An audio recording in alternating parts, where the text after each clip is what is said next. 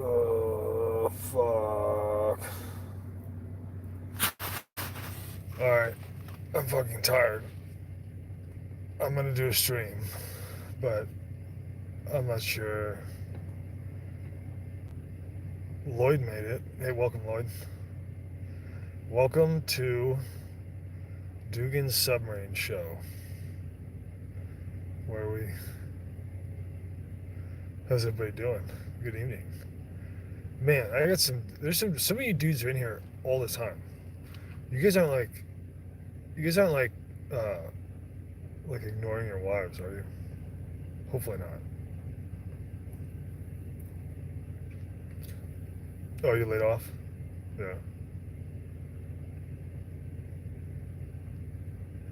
Yeah, IG I don't really like. I was kind of into it because, or I wasn't really into it. I was into the format. Like I was into the visual format of IG, you know? Like I think visual is like a great. I think all the social medias. I'm not even gonna fucking say it because I don't want them to listen and then be like, what? I'm not gonna. All the social medias can be improved. Like, it could be they could be improved in both like the satisfaction for expression for people that are using them, but like they need to just go away and new ones need to be made from actual normal fucking people that aren't running like a fucking psyop program. You know, they don't need to be structured the way they are. They're not very healthy. Actually, you know what? I sold the P320, but only because I needed money. I would have never sold it otherwise. I got too poor. Too poor. You psyop king? Yeah. Fucking Dagan over here's wild, boy.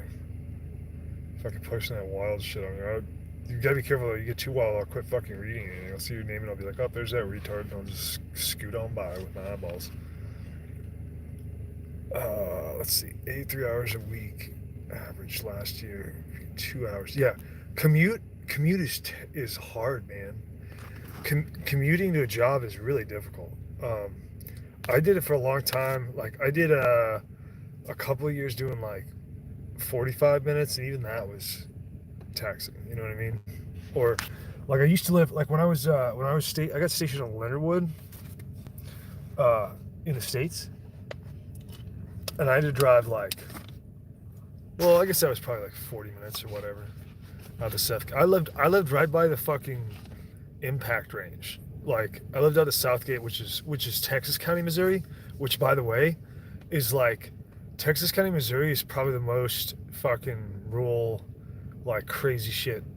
I mean, there's just it's not like set up like a safe space. It's fucking like just fucking woods and caves and I mean it was so crazy. Like I would be going down into Texas. I loved it all the time. My place was I rented a house down there while I was in the army in the backyard connected to the Mark Twain National Forest. So I could just like walk out back and just go. And it was really good for ruck marching and shit because you could go like I mean you could make like an 18-mile route if you wanted to. You know, whatever you wanted to do, you could do it. And if you typically like if you went out and did like a 12 mile or something, chances are you're not gonna see a single vehicle the entire time. I mean, sometimes I would see one, somebody back there, but usually you wouldn't see anybody. And then the impact range would be like on the other side of the highway. So every month the A-10s I think A-10s fly. I know they fly out from Whiteman. Like Whiteman has a squadron, and then they've got one. I think Kentucky has one. Is that what I'm thinking, or am I thinking of Riggers? There's somewhere else they got A-10s. Anyway, they fly over there. That's where they shoot for like when they're doing target practice. So every single month, every fucking month for like 2 years, I would listen to the A10 runs, whether fuck I wanted to or not. And so would my fucking windows and dishes. You know? It was pretty cool. Okay. I haven't checked my email. Somebody's saying check my email for Pacone. And I haven't even looked at my email. Like I just got home, like I'm in my sweatpants and shit, because I just cleaned off and stuff. Like I just got off work. Shit's fucking. It's a fucking long fucking day. I didn't know if I was gonna be able to make a stream. Who's Johnny Boy? I don't know who that is. Your name is provocative.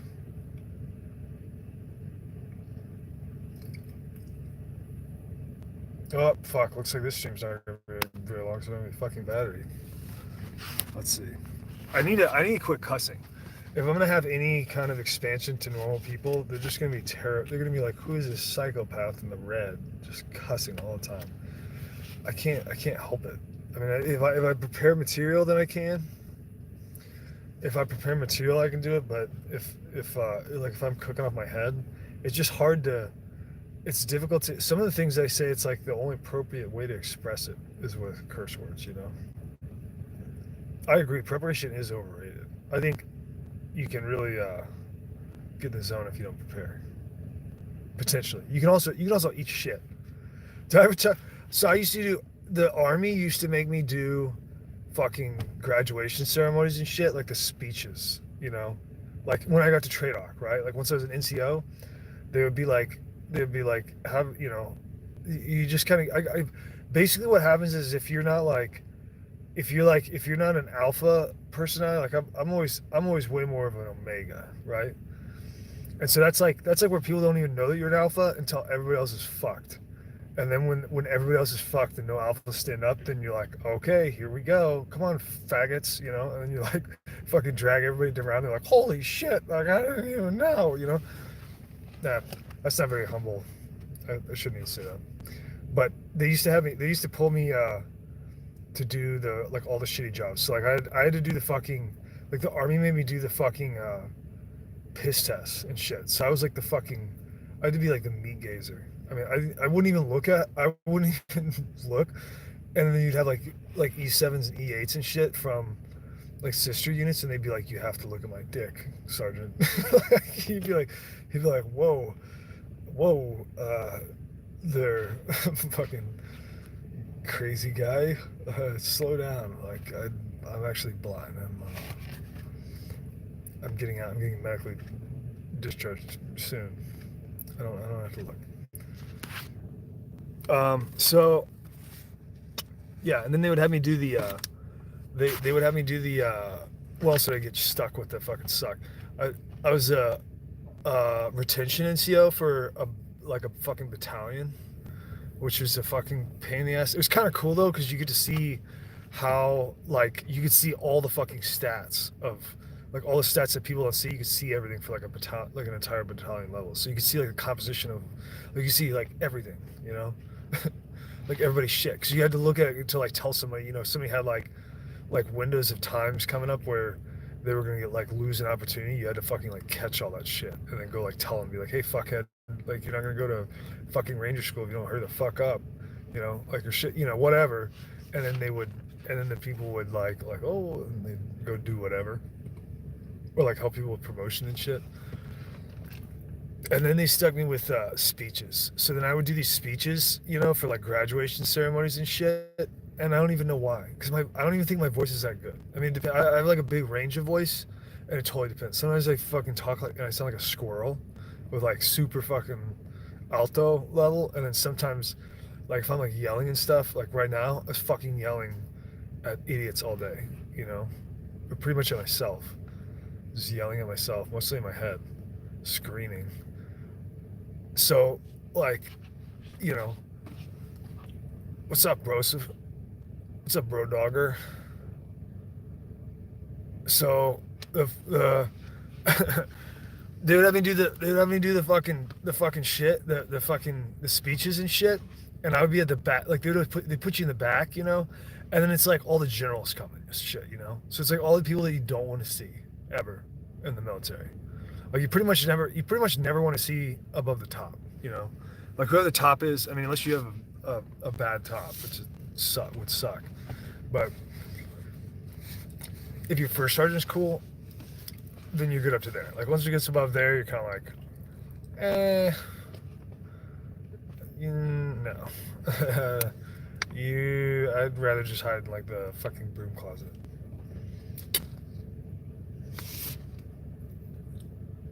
Dugan Carnalito to collab with. Yeah, we're gonna fucking collab. Sure. Are we doing it?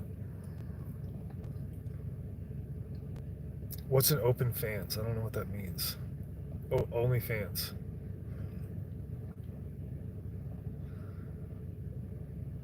We have a gang. Shit. So yeah. So anyway, well, let me tell the story because I just told a fucking boring ass story and I didn't even get to the point because I'm so tired. I've like basically falling asleep while I'm talking and forgetting what I'm saying. But so they put me they put me in the back of the room. It's all generals, and if you don't know anything about generals in the army, like especially like if there's an officer and they're prior enlisted, then sometimes they can be the most hardcore, of everybody. You know what I mean? Like they just knew that the system was fucked. They were already gonna be a lifer anyway, so they're like, fuck it, I'm gonna go into the fucking officer. I'm gonna fucking OCS this shit, or warrant officer. Like, warrant officers are fucking badass. But like the generals and shit would be like I had this general one time when I was a private that like gave an entire fucking speech out in the field, like in Hohenfeld in like Germany, gave like a fucking speech, like thought he was fucking Patton or something, and he's like wearing like leather work gloves, like fucking yellow leather work gloves, but like pristine, like not like still have like creases on them from fucking being manufactured. He's like walking around in front of the platoon, like telling some story about. I mean, I don't know. It's just fucking ridiculous. There was this one officer. There's this one. I think he was like an what the fuck is it? He was like a colonel, and he would give speeches where he would use analogies about like the real meal deal, like from like McDonald's. You know what I mean? Like that was like the. I don't think that it was that he was uh like talking down to us. I think it was just that's just literally the way that his brain worked. Like he was just thinking about fucking McDonald's all the time. It's like fucking surreal, you know. And like so anyway, so they would have me go do these speeches for they have like a fucking like a thing that they read. It's like the history of whatever unit, it's a bunch of bullshit, the glory and all that shit. You'd be at the back like fucking bellowing that shit into the fucking microphone, and you see people like, yeah, like up in the front, sitting in their chairs, and then like, well, here's the thing, right? It's really weird. You start to like, especially if you do like the same thing over and over a few times, and like the nervousness you get of like all the expectations that are there of all the people, because there's like hundreds of people and they're all higher ranking than you, and then you start thinking of like the word shit or the word fuck or the word like cock or something like that, and it's like, and your brain is almost like wait, did you just say the word cock there? Like a speech, and you'll psych yourself out and then you lose your fucking rhythm like while you're talking, you know yeah, I got whacked, I got assassinated. So the and then one time it did happen where it was like I was kind of like daydreaming during a ceremony, and they had like they always have like flag, there's this flag, and you like all the people get up, and you have like movement in the ceremony and shit. And when that shit happened, I like skipped the part where they um like change the song and the people leave the stage. So like I just went to like the very end of the ceremony and just started reading and shit. And then every fucking head in the room fucking turned around and looked right at me. Looked every fucking head in the room was like like who fucked up this special song with the words. Hey Nick, thanks for coming. I'm fucking tired. I'm gonna get a stream in here though. I'm gonna have to go get a fucking charger because I'm getting in here. I don't even have any battery. I should have done that before. I just didn't even. I literally just like waddled out of my house with a phone and got my truck. All right, you guys good with that? I'm gonna go get a charger. Okay. All right. Yeah, I got a fucking 12 volt. I'm gonna go get the charger cord. Hang on. You guys can fucking look into this fucking light and think about what you've done.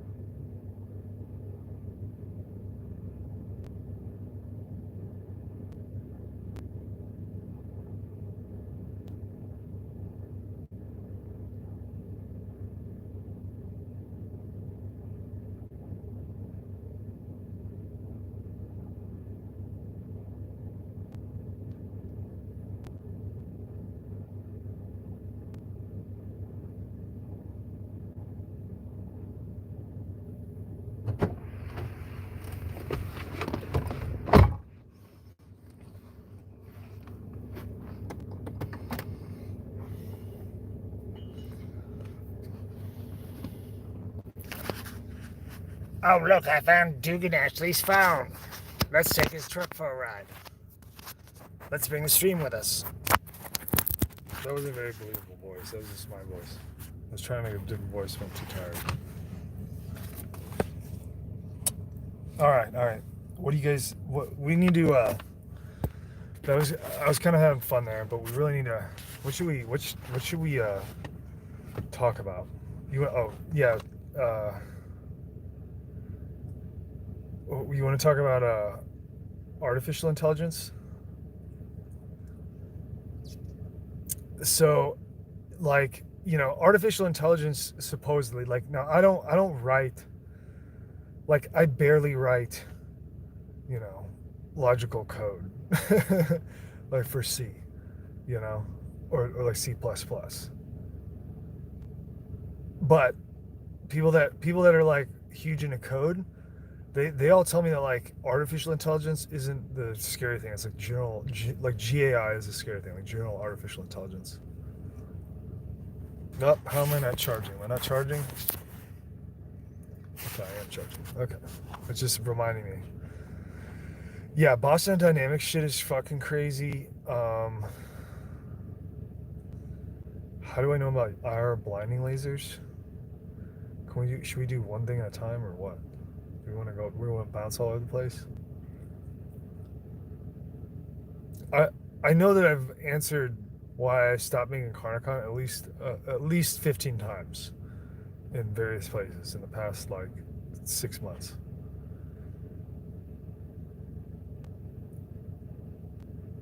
Well, I think CNC is good. I think like machining is a great career choice. Like, it's always around. I think you should buy. So like in the States, I don't know how it is where you're at, but in the States you can just fucking save up and just buy. Like people sell like, lathes and mills even on Craigslist. Like you can find like if you find some guy who's got a machine shop that has a fucking solid mill from like the 90s and he's just like done, he's just done with it. He's just gonna retire. And he's like, man, I never wanted to do this.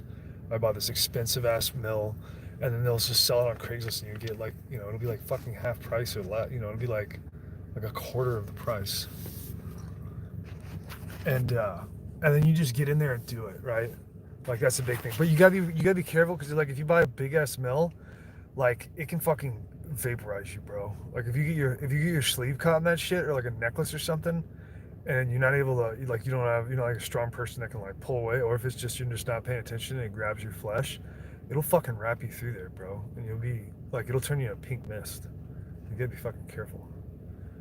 Serious shit, but awesome stuff.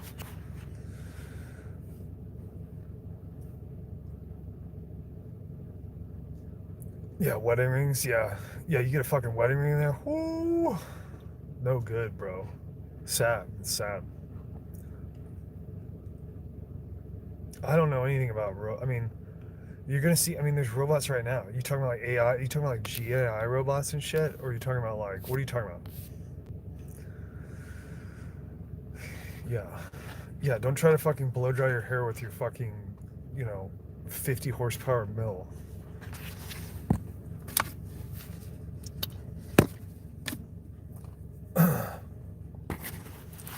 Yeah. So okay, this is so like China's got crazy shit because they don't really even like, there's nobody that's filming it except for what, state media, they want them to film it. There's not like, people walking around filming their shit in the public, you know what I mean? So a lot of their stuff you only know about from field exercises when it gets put on the internet and you see it, right? Um, the Russia has been using robotics for a long time. Like Russia's been using them since the early 2000s, pretty much, and they have like the. So if you don't know this about like Russia, they have like obviously they have sort of normal municipal police, but then they have, it's like the SWAT model but on steroids. So like their SWAT teams and shit can have everything up to like, they'll have fucking like RPGs and fucking PKMs and shit, and nades. They'll have like nader launchers, and they have robots that have launchables on them too, and PKMs. Like they got robots that they can drive up to a door with a PKM on and just like rip off bursts, and they're like fully fucking operational. Like there's no problems with them. Like they're fucking tough. They're robust. They're redundant and shit. Like their wiring, like they're like military. It's like what you would expect out of military equipment, but it actually works. You know. So I mean, that's almost like they have like Russia in terms of shit that I've actually seen. Russia has the most. Like Russia, just because they're just using like super simple robots and it makes it effective, like it's combat effective. Like they're literally, Russia is literally like cordoning off buildings and shit, and then just sending like blowing a door from the distance with a, like a fucking offset charge, like on a stick, and then just like driving a fucking robot up to the door, and just wedging the angle until they, gain territory, and if you don't see anything, then they go in a little further and they wedge and wedge and wedge, and they just fucking, and that's literally what they're doing, and then shooting into windows and stuff. That's like how Russia does it. Most of that came from the Beslan school catastrophe.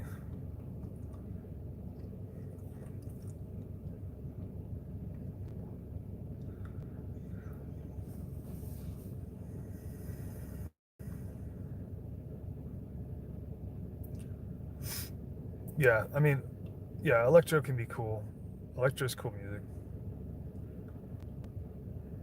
What do we talk? What do you want me to talk about? I don't know what the deal with Switzerland is. What is going on? Well, in what sense? You gotta be a little more specific than that. And they're kind of weird. They have funny accents and shit. Talk about Beslan, digital security that doesn't exist.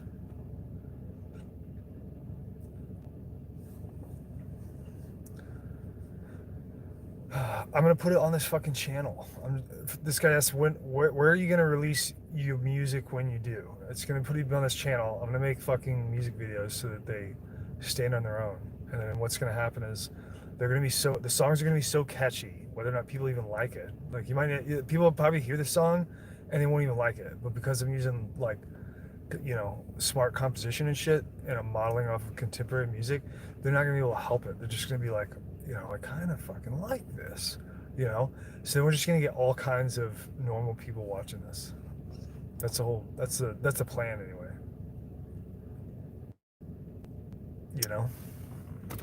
That's my plan. I've always wanted to work on the music anyway, and put out some shit. So we'll put out some shit. I got a lot of stuff that's not on the videos.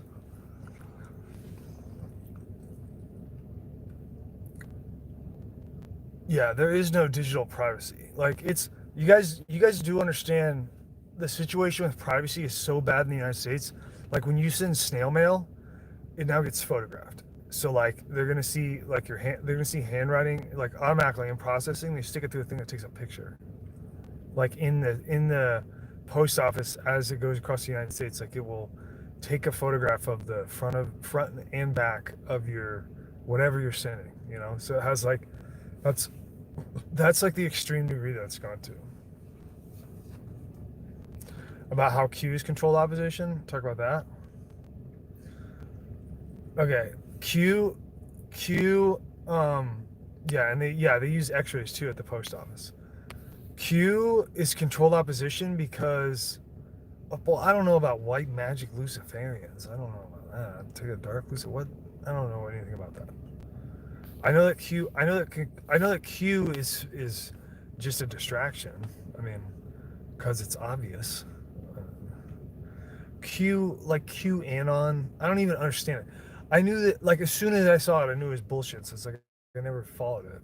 So I don't even know what the backstory is on it.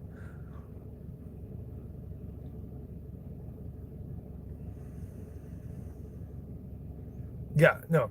If you're watching this, you I don't know if you're gonna be on a list, but like you say hi to your boys because they're in here.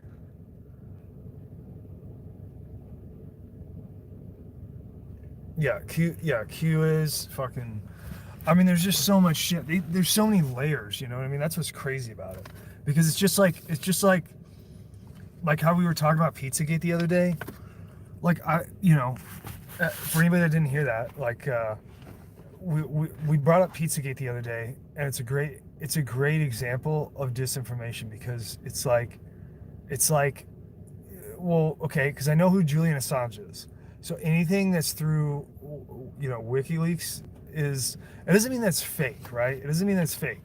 It means that was considered before it was released. Like they looked at it and they're like, this is useful for something, and so it's released, right? Now the emails, like all the like the handkerchief napkin code word shit for Pizzagate, it could be it could be 100% exactly what people think it is, or it could also just be like they thought of it and just wrote the fucking emails, and then just like released it because they knew that people were going to look at it. Because, like I think about the Alfontes guy went and did an interview after that shit and then like removed the murals off his wall and stuff in the interview. So he's giving an interview on BBC, and behind his head are like the location that they choose to film the interview is where the fucking decapitated children paintings were, but they were all like removed off the wall. So it was almost like he picked it. He obviously picked the location, right? Because he's the interviewee, right? And then BBC obviously, I mean, and because he's who he is, he's just gonna tell BBC whatever to do, and they're just gonna fucking do it. So he picked the room with the fucking paintings, with the pictures of the paintings that people were freaking out about, and then he had them like demolished in the background. So there's like everything was like, stripped off the wall. All the paint was stripped off the wall. He, his head was right in front of it the whole interview. When they were doing their, portrait shots of him, and and then he would just, they would basically. I mean, it was the most abysmal denial I've ever seen. Almost it's like a performance. You know what I mean? And I think that's what it was. Like I think it was like I saw it as like a magnum opus. Like he was just showing how far. I don't mean like he's lying, and so that's, you know, ooh, look at me, I'm so sneaky. I mean, like, he's setting the whole thing up to just display power. You know, he's just like you can't even do anything because you can't. They haven't even investigated. Have there been any investigations of uh, Pizzagate? There haven't been any investigations, right?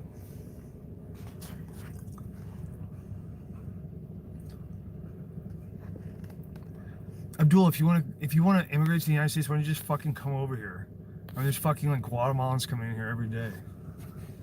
I'm sure they'll. I mean, fuck, go to California. They'll just let you walk right in. No, Pizzagate didn't matter to anybody, but it was really significant because it's hard to say. It's hard to say if it was a legitimate discovery or not, you know. But what was released, or why the emails released, it's hard to say, right? But the fact that they were released and they were released through WikiLeaks, that's significant because that means that either they let it go, they were, you know, considerate of the potential damaging of the material if it was real, and then decided to let it go anyway, or it means that it's a fake production, just for fun. You know what I mean? Just for like a little, like a vulgar, literally a fucking Pantera album, you know, name, vulgar display of power. That's what Pizzagate was.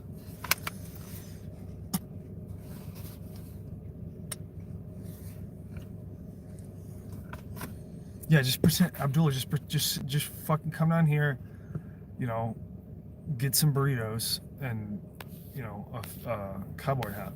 You'd be good to go.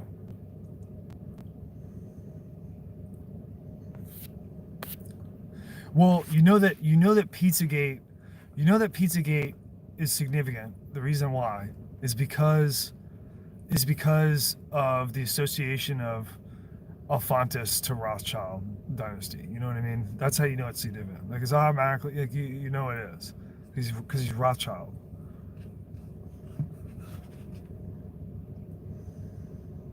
So, you know.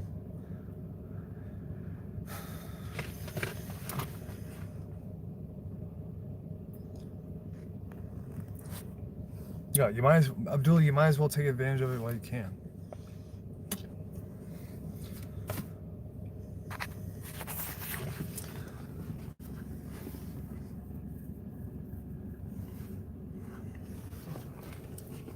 Yeah, get you some cowboy boots, get you some, you know, button down flannel shit, you know, with the collars and shit, and learn how to line dance and square dance and shit. You'd be good to go. Abdullah's my brother from another mother. Wild tiger. Yeah, Abdullah, you got any wild tiger? Where did you fucking? You really missed out if you didn't smuggle over some wild tiger. You used to have a wild tiger shop, and fucking have every vet like lining up for the to have flashbacks.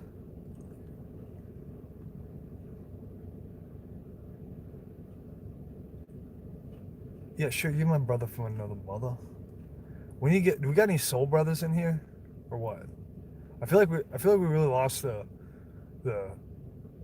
Africanites communities somehow. I don't know what I did wrong.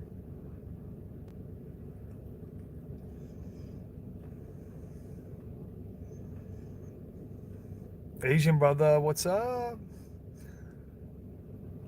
How you doing, man? Thanks for coming in.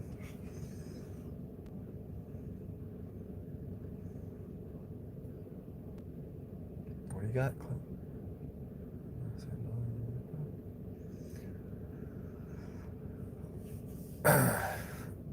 Well, I think I have both Cope and Grizz in the vehicle right now. I'm doing a Grizz right now. I do a switcheroo. You know, I do like a one day on, one day off thing between the two.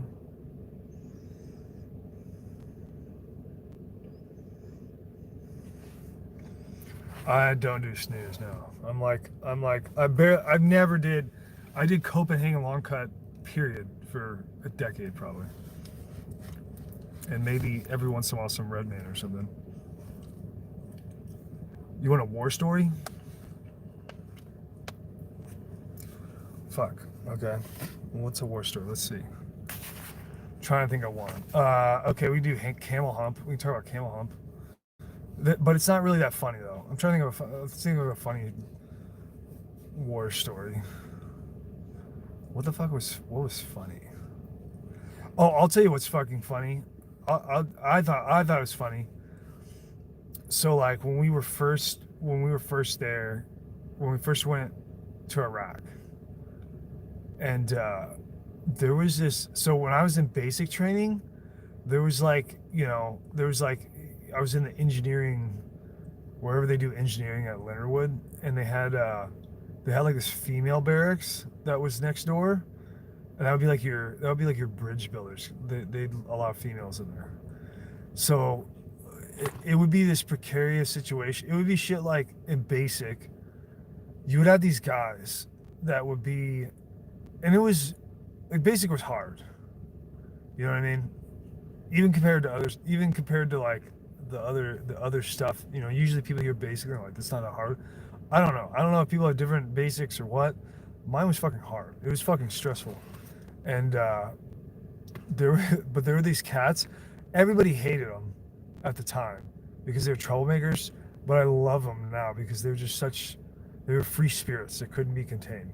But these guys used to just, I mean, they used to like fucking rappel basically down the pipes on the side of the barracks and shit out of the window at night and go, you know, somehow look like a civilian and get over to the gas station to get dip and then come back and like hide it in the ceiling panels, and then they would sneak out and like go fuck all the chicks in the fucking bridge builder building.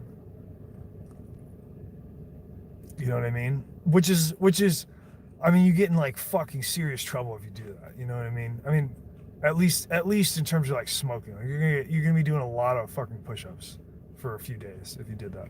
They probably it wasn't back then. It wasn't like it is now, with the socialization of women, where it's, you know, you like nowadays if you did that, you'd probably fucking go to jail. I guess. I don't know. They'd probably make you cut your dick off if they caught you doing that. But you know, back then it was like a regular, you know, I mean, because the girls wanted to do it too. You know what I mean? They liked that stuff for whatever reason. So the guys would go over there and do that, and then they would, but it was not, it wouldn't be, you know, it'd be like the fucking drill sergeants are awake in the building. You know what I mean? So these guys are just like practically like hanging out of the window, and everybody in the room is like, what the fuck are you doing? Stop. And they're like, shh, shh, shh, shh. Is he over there? Okay, we're going, bye. And they'll just like slip out of the window, you know.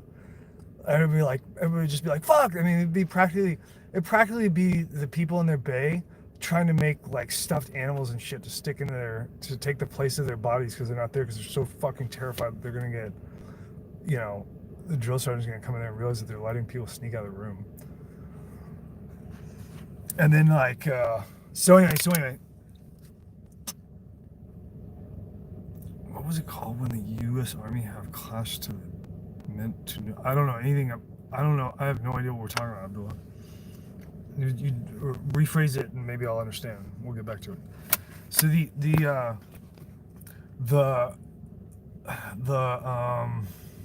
there was this female drill sergeant that was in that building, you know, and all the guys had kind of a crush on her, but she really wasn't even at, you know, it was just because she was like a female drill sergeant. That's pretty much it.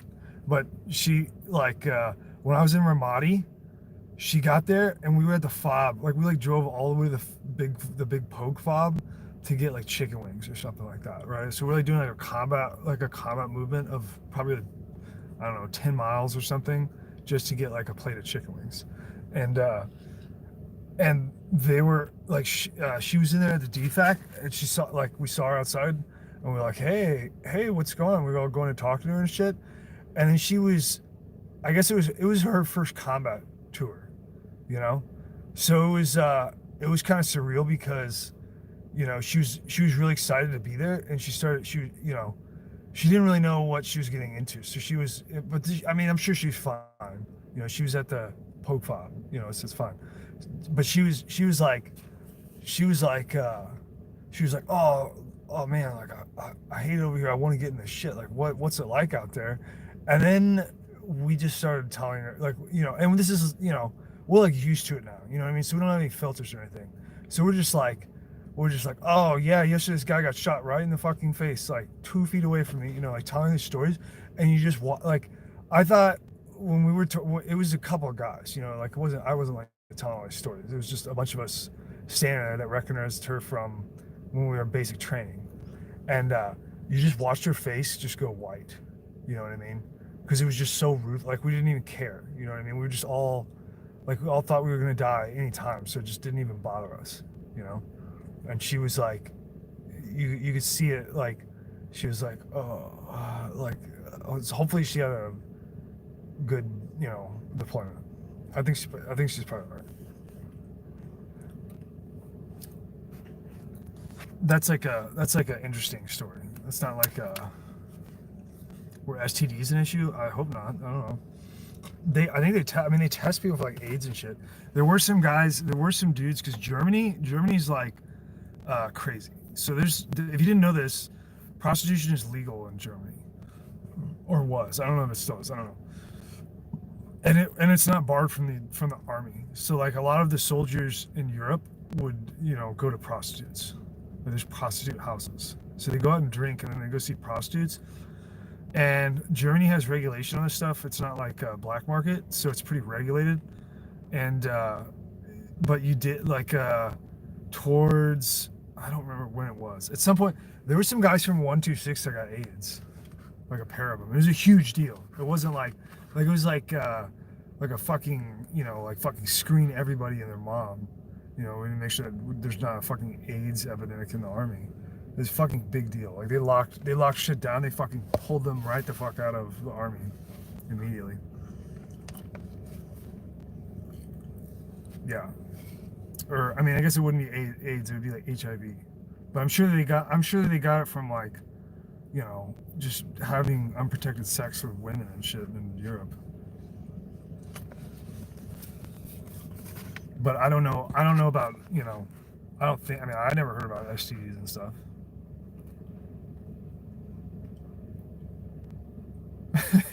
This guy says, I hope you stayed positive through the ordeal.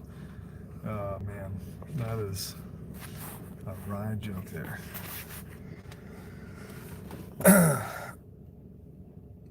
I do have, all my teeth are gold.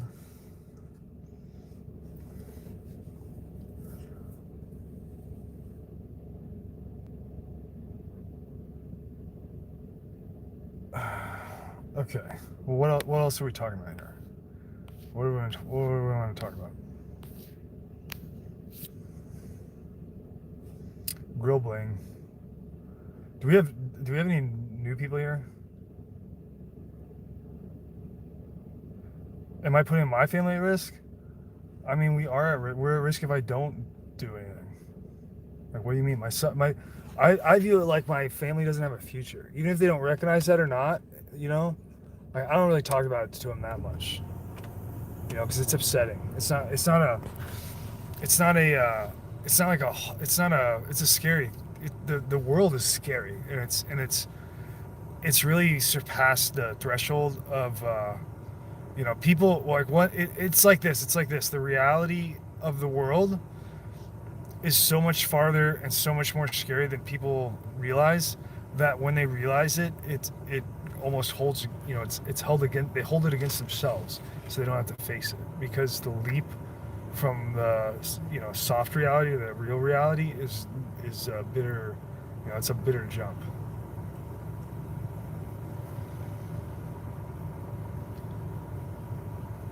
I don't want to talk about that.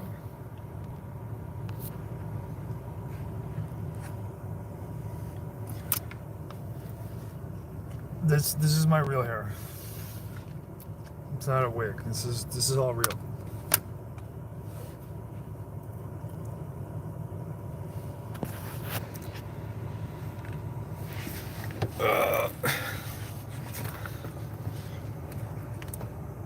We're in a slow collapse. Yeah. So I think the biggest misunderstanding that people have is that they look at the situation as though it's the Second American Revolution. They look at it like the only thing that we have to do is throw off tyranny. But the reality of the situation, and it is possible to get something back, to have freedom and liberty. It's possible, but it's just so far beyond. And the only thing that anybody is interested in or understands is conventional conflict, even though it's guerrilla warfare is conventional conflict. So that's the only thing that people understand, and it's going to take so much more than that. I mean, I'm sure that there's going to be people will have to fight. Like, it's just going to happen. I don't mean they have to. They shouldn't fight. If we were really smart, we'd be able to do everything without fighting. But we're not smart. We're dumb. We're very, very stupid. And that's how we got here. And so that means you're going to have a shitload of fucking suffering and death and fighting. Most likely. But it didn't have to be that way. But the fighting is tangential. Like, the fighting is more of an enemy tactic than it is a solution. And so the situation, if a person was trying to understand the situation, they think of it like, we've got to get our country back. But the reality is that you don't have a country. Like, your country's already been taken over. It's already done. And now what happened was, it's just like a mission planning for military, where you start at the very end, all the way at the very end, and then you work backwards. And that's what's happened here, is that all of the physical measures that are going to be effective for in physicality, that's where they started, and then they worked backwards, and now they're at the point where it's like they're doing a psychological game on the masses to influence social engineering to line it up with the measures that they've already had in place and meet up at the end goal, where it's like a societal acceptance.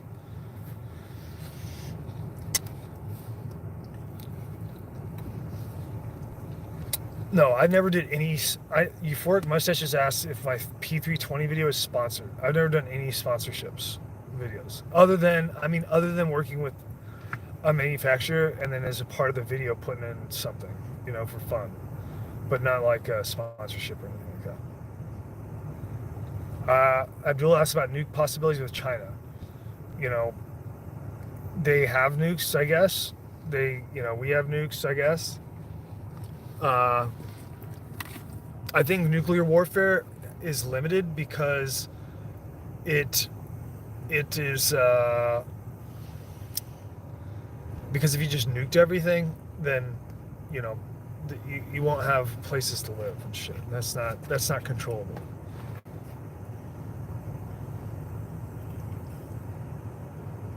Yeah, Tac Talk was great. That was a really fun video. Does China care? You'd have to be more specific, Abdul. I don't know what you mean. What do they care about? What do you mean? I'll tell you what. It's a real mistake. If you guys don't understand this, all the chats, like when you go onto 4chan or Reddit or YouTube comments and you're seeing a bunch of China shit about like China's going to start this, like China's going to start that, they're going to learn their lesson. That is either all fake, like somebody going in there and typing that shit and they're just, that's what they're supposed to do, or it's people that have read stuff like that and they're just parroting it because they've seen it everywhere.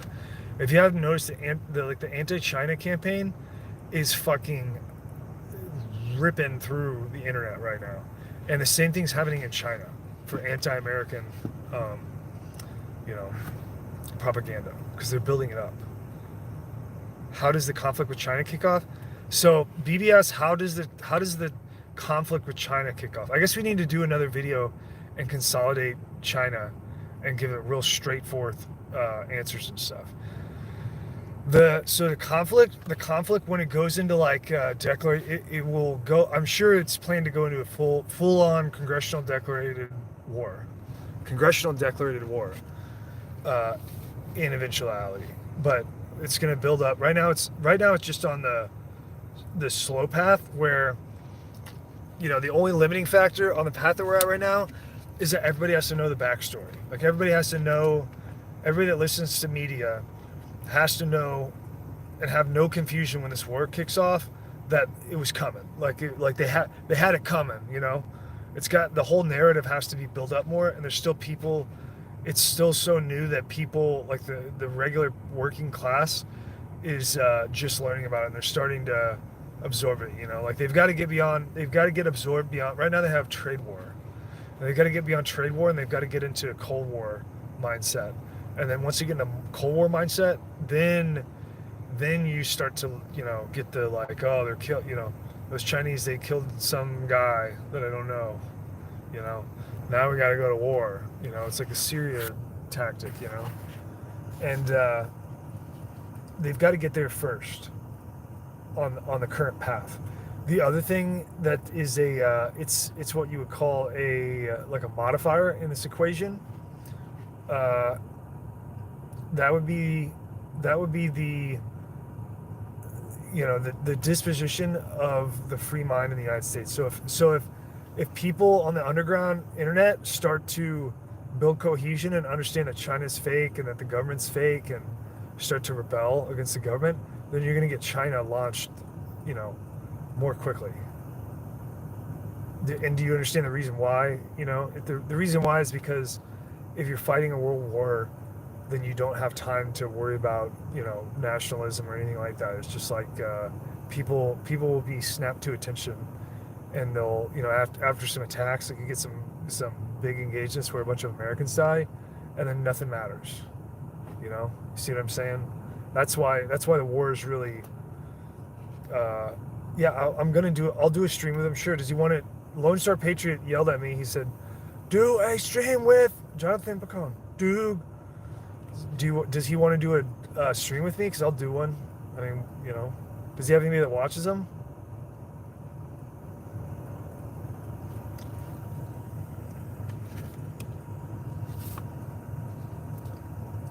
Yeah. So when we go to war with China, it's going to be everybody.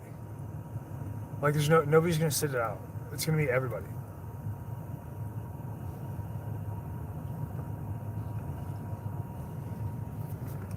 Look, you guys don't need to be calling each other feds in this thread. I already told you. There are literally feds in here, both professionally and just incidentally because they like watching it. So you don't need to call each other. You can assume that everybody's a fed. We're all feds. Welcome to the feds.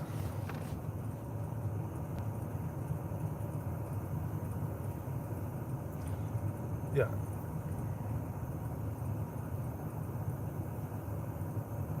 So I didn't. So is Picon? Does he know about this channel, and does he want to speak to me or something, or is this just something that you want to see?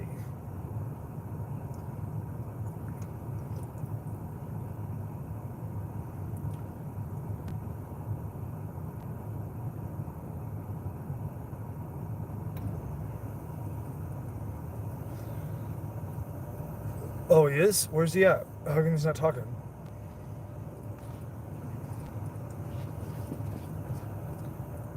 We've been bamboozled, that's right.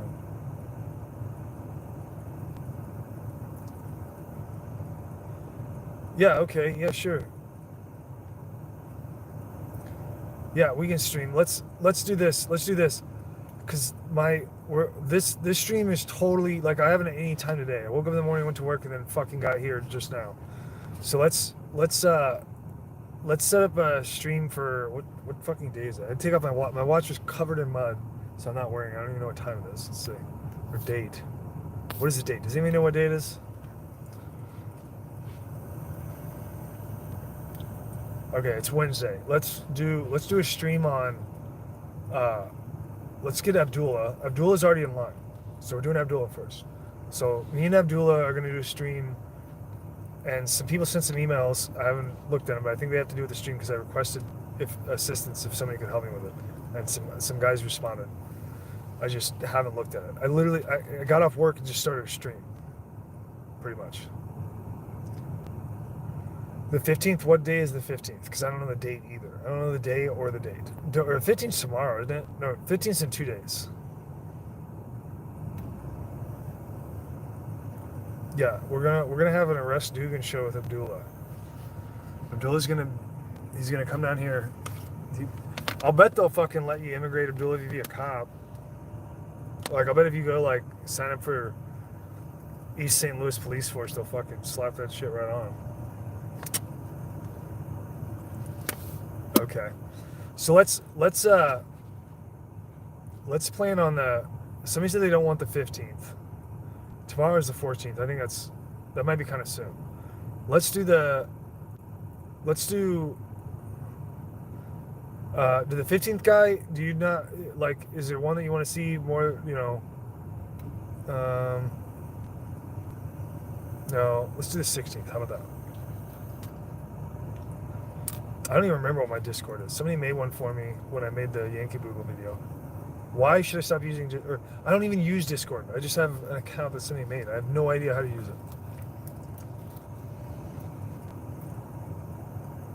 Oh, we got Van.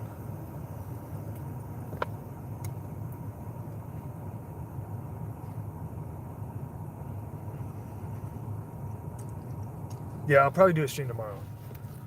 It'll probably be like this. I don't know. I need time to, like, think of topics so we can have meaningful streams. These are just free flowing, yeah, no platform is safe. That's correct. But why would you even want it to be safe? Like, you want a platform where nobody's on there fucking watching? Like, we're trying to fucking wake people up here. I wish that fucking NBC had a stream so I could get on there and fuck everybody's shit up. You know? We're trying to get maximum exposure here. StreamYard, yeah. Somebody sent me an email about StreamYard. I was looking at it. How do I post? Do the streams? Can I? Do they make like a video and then I can post on here or what? How do I get them on this fucking channel? Because this is kind of the central hub right now. I can try on Little Machine Gun. It's a little harder. I wrote when I did the Little Machine Gun track. That was in Linux Multimedia Studio, and so I don't use any. I use FL now, Fruity Loops, and the stem files aren't compatible. So I'd have to pull it out of there and bring it into the new shit and fuck with it for a long time.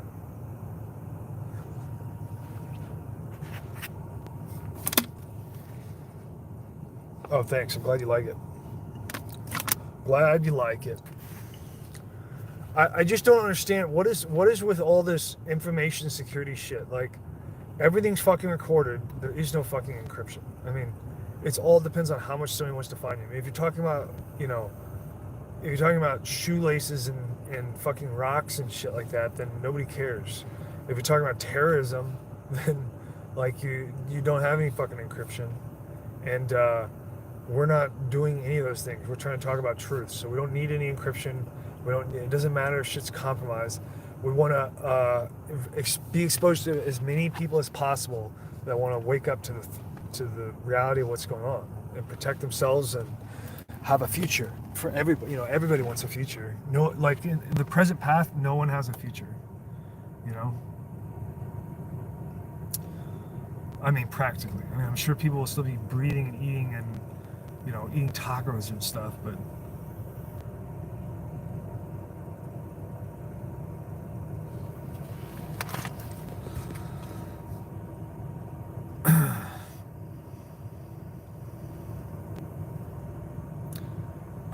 okay, so this guy wants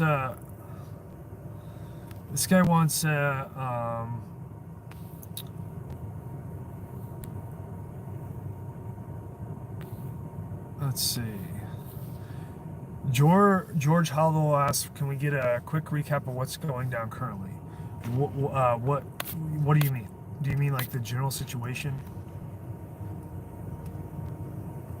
Or what? My fucking detachable hair is itching. General, okay, yeah. So the vague general situation, like the macro picture, is that we are at the whole thing with COVID-19 This is like the very first actionable exercise for world government.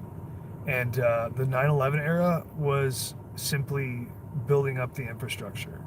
Now we're at the point where it's like they pretty much tricked the organic United States, you know, the entire government structure from the Fed down to the municipal level.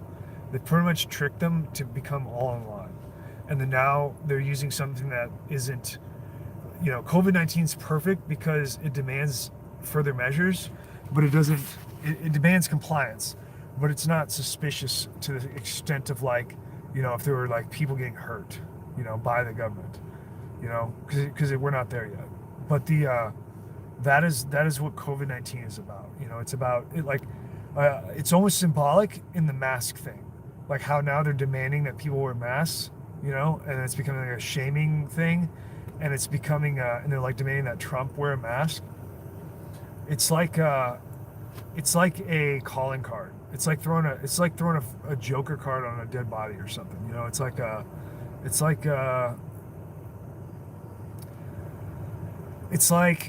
a demonstration of power. It's like training a dog. It's like Pavlovian association. Yeah, exactly. Yeah. Yeah, so they're training society right now using I mean, they always use fear, but they're not using like pain yet. So they're training society with fear to come into compliance, and it's fucking working. It's working really well.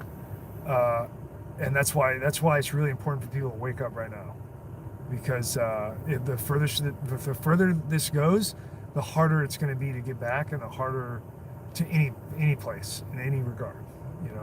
It's the harder it's going to be free.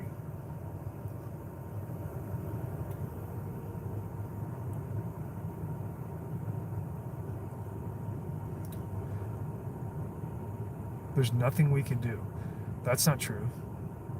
You can always do something. You just may not like the choices, which is the exact problem.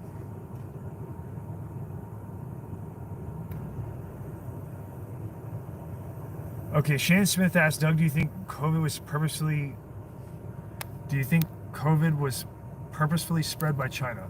That's a complicated response, because I can tell by your question, which is an honest question. I'm not bagging on you, but I can tell by your question, it gives me an idea of your understanding of the situation, and it's a misunderstanding, in my opinion. So China is it's very strange. It's super strange. How do I even explain this? So the Chinese, I think the only way to explain it is to talk about Chinese bestsellers. Chinese bestseller nonfiction, you're gonna find a bunch of books about how to make money like the Jews, and you're gonna read books about how the Jews run the world, how the Jews control the United States. This is a normal thing in China. Like, it's their top national bestseller books for years, not just right now. We're talking like at least a decade. They've had books like that. So China, they have an idea of the situation that's there, and they also have an understanding of a limited understanding of how they're involved with it. So they're kind of like they're almost in a poised position to, like, they know because of money, because of the technology of money, and because of the West, that like they have to play along with money and control of their, and top-down control through central banking, right? But they don't want it, right? Like, they don't want it, but they're not like, here in the United States, we're delusional because we can't even get to the point where we can even accept what's going on. Like, people think that they can resist, and like, we can fight them off and all this shit, and they don't even understand what's going on. So their solution is way too simplistic. Like, it's just not going to work. Like, they're just going to be used. They're going to use in the United States, when people wake up, if they wake up the wrong way, you know, and they're gonna be used as a hammer. In China, they're not gonna be used as a hammer other than against the United States, and they know that. Like that's the only game, and so they're the only game in town. So they're just kind of always calculating all the time. You know, like when it's like somebody being, you know, on a like a slave chain gang, and they like they're gonna do the work. They're doing the work, you know, and it's really hard work, and they're gonna do it, and you know they're not gonna complain a bunch because they don't want to make a scene and get in trouble themselves, but they're always looking for an opportunity to flip the fucking, you know, the picture. You know, like if they get a chance, they're just gonna flip, you know, and escape, and they're gonna take what they can and go. Does that make sense? And so when you ask about the question about did China release, you know, Wu-Tang flu uh, willingly or knowingly, it could be any of the above, because you could have now what we do know is that the CDC got pulled out of Wuhan right before the virus. So that means that most likely, because you have to ask in the first place, why the fuck is any, you know, they talk about the labs in the executive branch, like Trump and the press secretary and shit will talk about the investigation that they've done to determine the two possible labs where Wu-Tang virus, you know, originated in Wuhan province. And they'll do that really easily, but then they won't, you know, it totally supersedes any question, which is the most logical question, which is like, why the fuck is anybody morphing the dog coronavirus to attack people? You know, because obviously that's what's happened. So nobody wants to ask that question of why, you know, because it's not natural, you know. So you know, human beings had to make that happen purposefully, and then that's just necessary, right?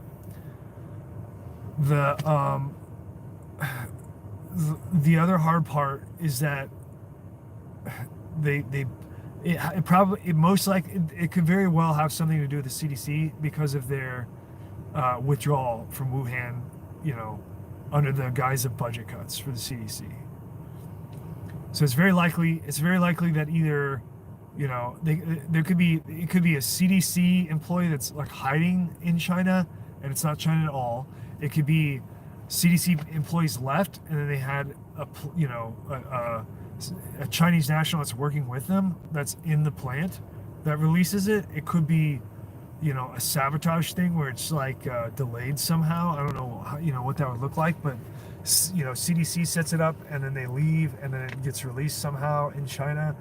It could be a total, you know, it could be like the CDC employee was helping Chinese and then they knew that they were going to make something that got released, and then the Chinese didn't know that, and so they, you know, I don't know, but it's not on the up and up. It's not straight. It's not a straight answer.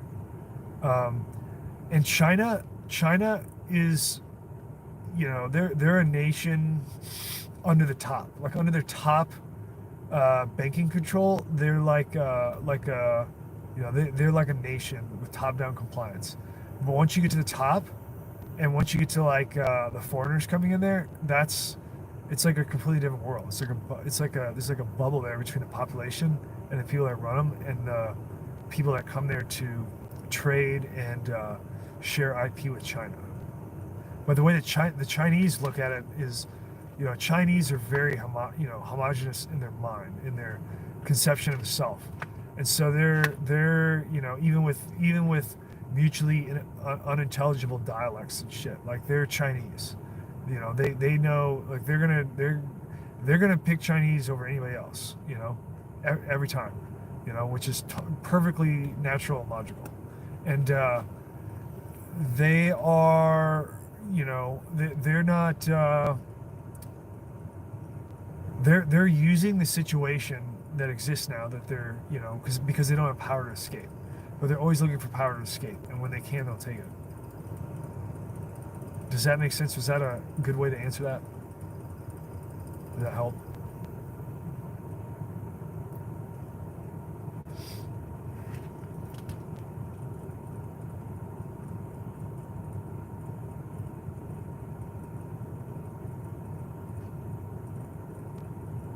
Yeah, it's right next to the seafood market. I know all this. I mean, did you guys just listen to anything I just said, or what? Sometimes I feel like I say shit, and then somebody's just like, yeah, and then they give a. Well, I don't think my wife is worried.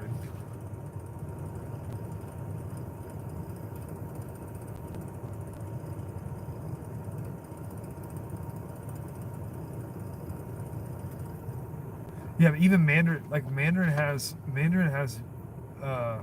doesn't Mandarin have other different dialects also?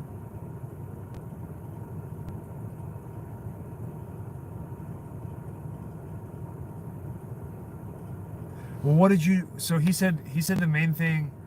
Euphoric said the key point was the research and the particular biologist. What do you know about the particular biologist? Did you find something fishy on that Chinese biologist?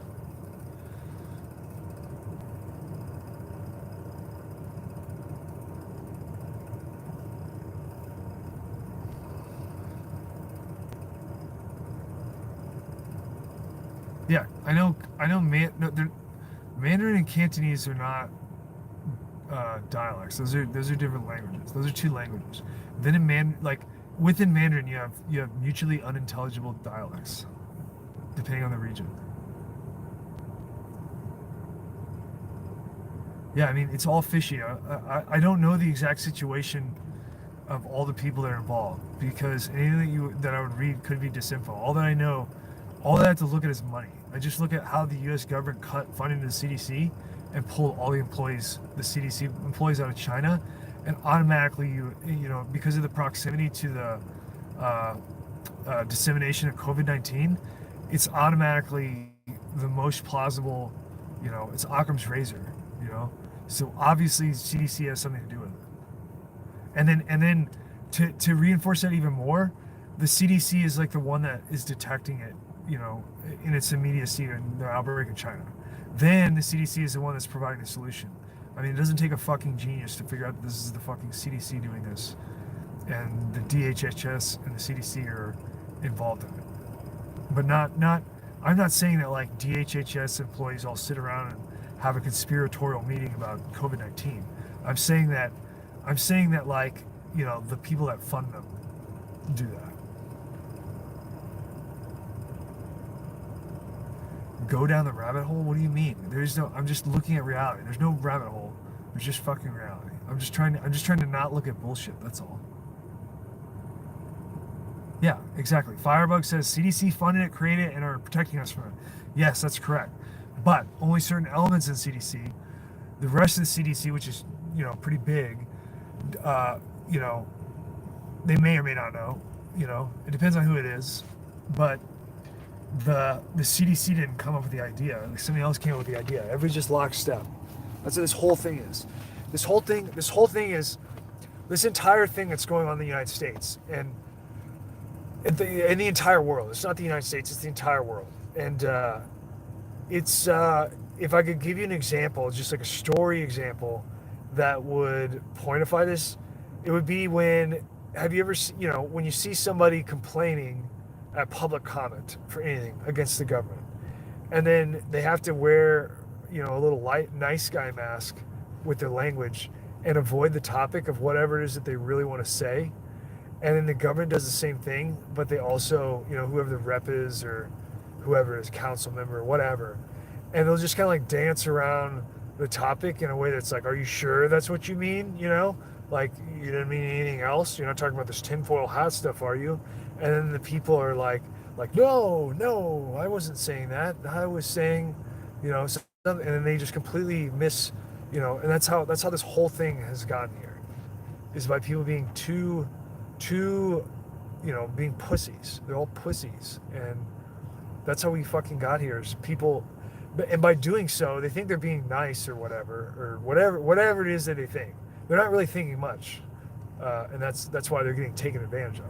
But this is how tyranny works, you know? Like, tyranny only displays power when it's going to win, you know, in whatever domain. So, you know, if they're being nice at this point, not like just, you know, just fucking taking everything over you know, no freedom at all, just, this way or the highway, that's because they calculate that they can't do it yet. You know, so they're using like, you know, that's why you have this atmosphere that just feels creepy, where it feels like nobody has any balls. And that's because everybody doesn't have any. No one has any balls, right?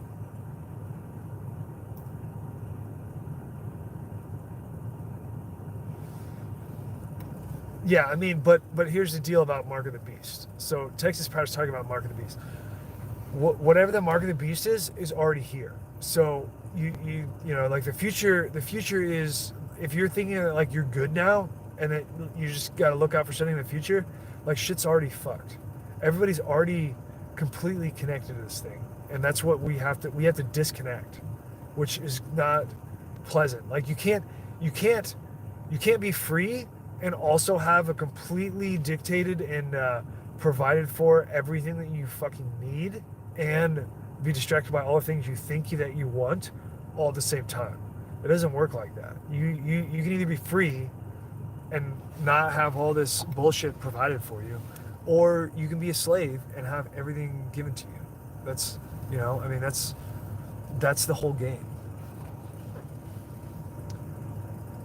Yeah, it's not easier. So Gerald says freedom isn't easy or safe. It's also not enjoyable in the same way that life is now, you know, like which I would argue is not enjoyable, because it's extremely, you know, the world right now, humanity has made a serious mistake, and it's really costing a lot, and it's not apparent now, but it's going to be apparent in the future, and you know, it's going to be pretty dismal, because society is basically like LARPing as human beings, and we're kind of just like a bunch of cattle at this point, you know, and that doesn't mean that that's who we are. That just means that that's what we're doing, you know. The opportunity to do, you know, to follow truth and to reflect honor is exactly a reflection. It's not something that you possess and hold all the time, like a merit badge that you wear, and then you have it and you're like, here we go. Like, you can't, you know, just because you do one thing that's good doesn't make you good. And that's a serious, you know, that's like the serious misconception that people have. It's a constant, like, as entropy goes by and you're presented with things, you have to continuously be tested and make decisions, and it fades, you know. And so on one hand, it's great in pretty much all ways, but, you know, on one hand you have, it keeps you on your toes, because when you realize that it's not something that you possess, and it's impossible to possess, like, you can't possess goodness, you can just reflect it. It's not from you, it's from somewhere else, and then you're reflecting it, and that's why it's good.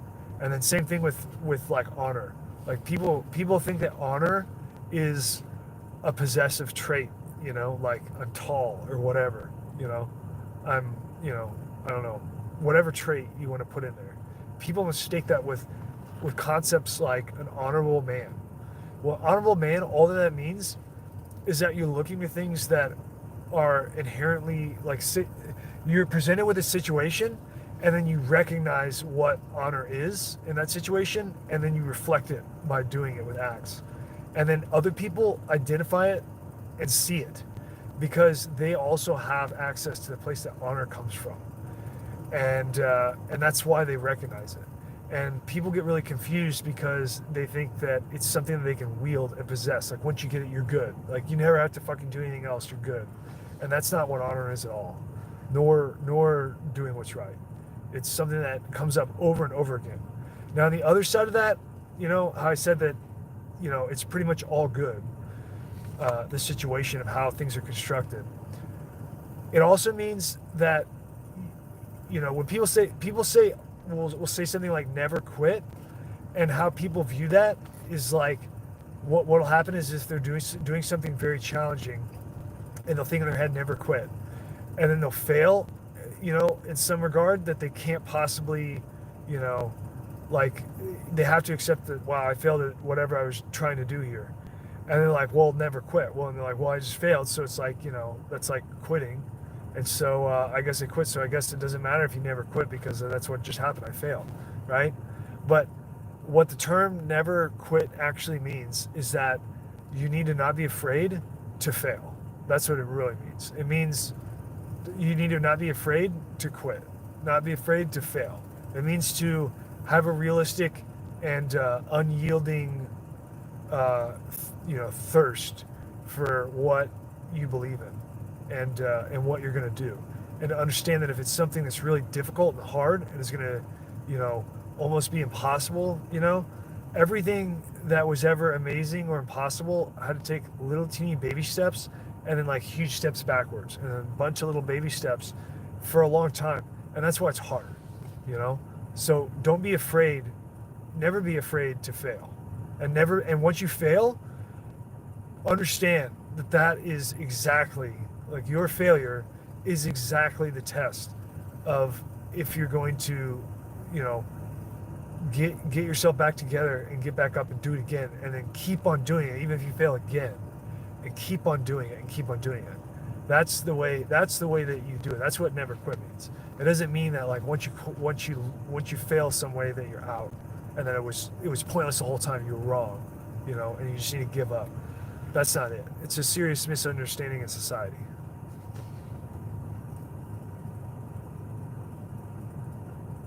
Yeah. You don't know how many, everything that I've ever done, like in the military, like, you got to understand. So when I went into the military, I had asthma, right? I had to lie about it to get in the military. Then when I got there, I had to run. And we're talking like, 6-mile runs and stuff right off the bat, when you get into basic training. Turns out I was just allergic to cats. And somebody had a cat that I live with. So as soon as I went to basic training, like, they don't have fucking cats in basic training. There's not like a cat sleeping on your fucking pillow in the bay, and it's pretty clean.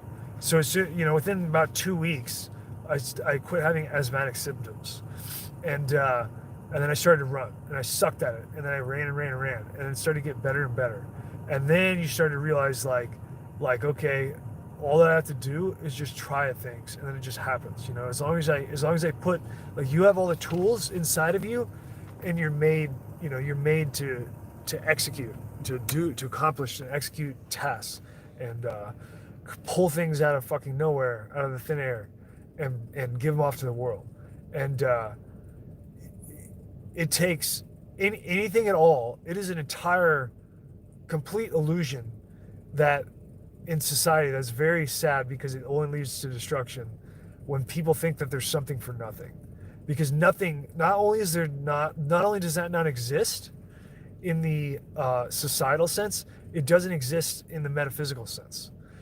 It doesn't exist at all. It's not even the law of energy. Like energy doesn't follow that. Nothing follows that at all. It doesn't fall into like emotion or love or anything. Nothing is like that at all. And so it's very peculiar that is the motif of, it's not peculiar, it's very ironic that is what world government uses to subdue people. You know what I mean? And what I mean by that is like everything from the concept of socialism all the way to the like handouts, and how when people have anything bad to them happen to them now, they just turn to money and try to get some kind of payment. And it's like, if you were really hurt by something that happened, the money is not going to help you. And it's also, if you had like a serious misjustice carried out against you, and then you get money for it, it's like being bought off. It's like it's never gonna, like, let's say like a family member dies, and then you're like, oh, I'm gonna sue them for money because my family member died. Like, you're not only is your family member never gonna come back, but the rest of, for all of time, what you did is like permanently etched into the history. Where it's like you just took money and just gave it. Like, if you were mad enough to go sue somebody, because you felt that there's such a misjustice, then it's like now you're good because you got some money. It's a total disrespect to your entire lineage and everything. It's bananas to me that society can even get to this point. And nothing is free. Like, the reason that socialism is free is because they're fucking buying you. You know what I mean? Like, they're buying you, and now you don't have any choices. That's what socialism is. The reason that it's same thing in in the States. It's the same fucking thing. But you have to understand that anything at all that's worthwhile at all is absolutely earned. You know, like you have to earn it. You have to. It's a reciprocal to your energy input and focus input, like your energy input in both the physical world and your spiritual world and the mental world. It's all reciprocal. Like you're gonna get back what you put into something. And like Robert Heinlein had a quote. It's one of my favorite quotes. It's like in Starship Troopers, Robert Heinlein has a quote that's like, you know, nothing is free, even the breath of life. Even the breath of life is only earned through gasping effort and pain. You know, that's a fucking heavy quote if you think about it. You know, or this other one. There's another one that I really like. It's from Van Gogh, which is it's like, this is the highest wisdom that I own. Freedom and life are earned by those alone who conquer them each day anew. Those are fucking heavy quotes about the same thing, and they're very true. And that's something that comes later for society to learn. You know, they've already known it in the past. Like they know it inherently they can recognize it, right? And that's the reason they can recognize it. Like that's all the same shit that people see when they recognize honor, but they mistake because we're being used as people in society, and it's a destructive process. We no longer recognize the mechanics of truth, and we no longer recognize the mechanics of honor and how they're actually laid out. Like if you drew them on a whiteboard, they're literally things. It's not possible for you to possess them. You cannot possess them. You cannot wield them over others. And people that try to do that, you know, like even if they trick people and succeed in it, it's it's false. And so it will never end well. It will always, because it's against the law, like the law of creation and existence, reality, you know, the law of absolutism. And so there's basically no, you know, even though you may see somebody that's extremely corrupt and would live that way, you know, and you see it in their acts and speech and the way that they interface with the world, and maybe that's like a ruler, right? Like a tyrannical ruler, and it appears that they're having a good time, but it's like the reality is it's not what's, you know, they're not going to get any fulfillment. They're not like it's going to escape out of their grasp what they think that they wield, and they never even wielded it. You know, the only way that they could convince anybody is to trick them, which means that they weren't wielding what they thought that they had in the first place, right?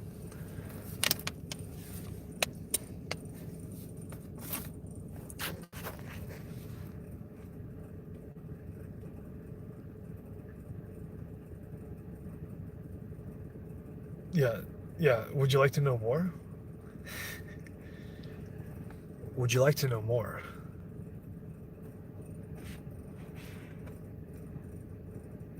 Nothing cozy about going down. These fucking your quotes are great. The bug hole. You know what's weird though? Why didn't they do Starship Troopers movie like they did the book? It was pretty drastic difference, wasn't it?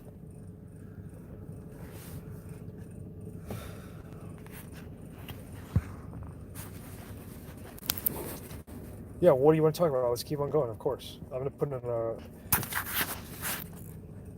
I got to rip a dip real quick.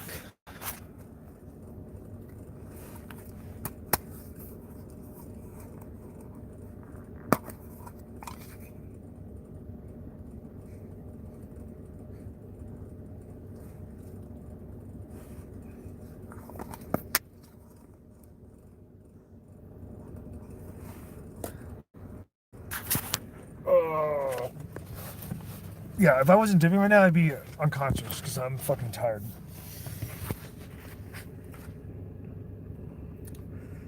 This is we're in Dugan submarine right now. We're like we just submerged.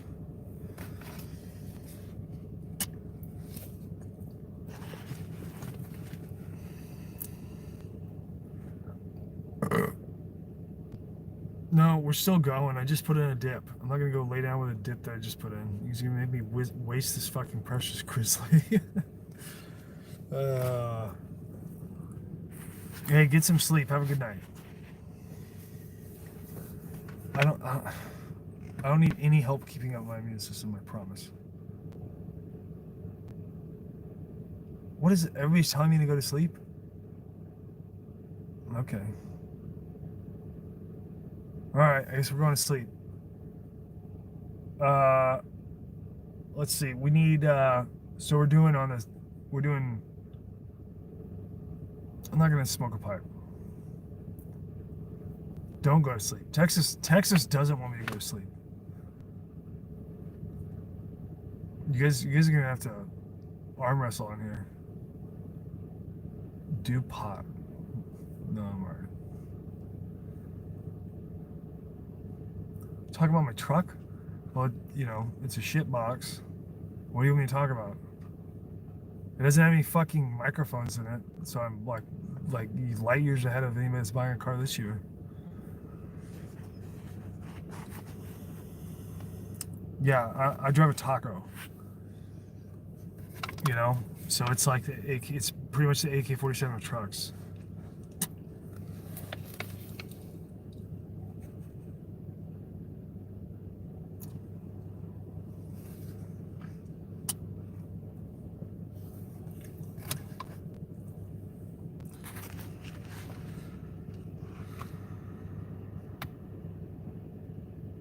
I don't know where the fuck these questions are going. Can we get something cohesive in here? What do you guys want to talk about that's important?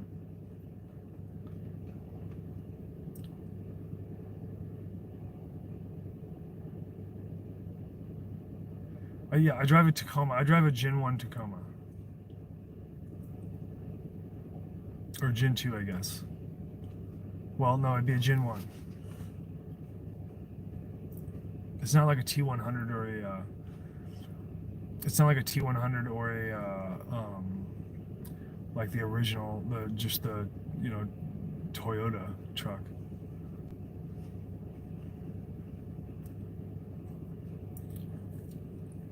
Well, we got Matt D in here. Taco is the crink of trucks. You think it's the crink? Why would it be the crink? What's hilarious about, I love like modern day Tacomas, because you know, like this is Missouri, so most of the people here are driving Fords and shit, like what, you know, 150s, and like the Ford is foreign made and the Tacoma is U.S. made. That's the funniest part about it.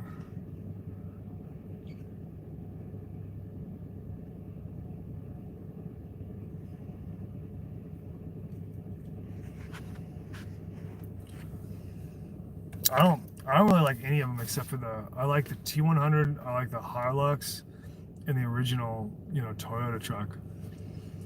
I really don't like much past the Gen 1 Tacomas. I'm not in, like the new trucks, I don't like that.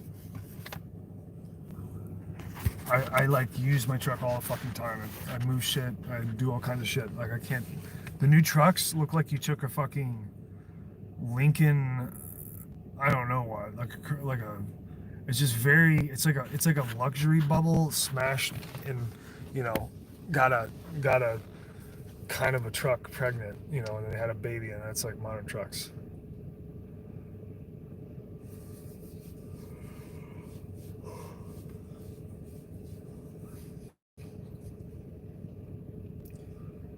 How did I get my line of work? I just fucking just did it. Because this is who I am. Apparently.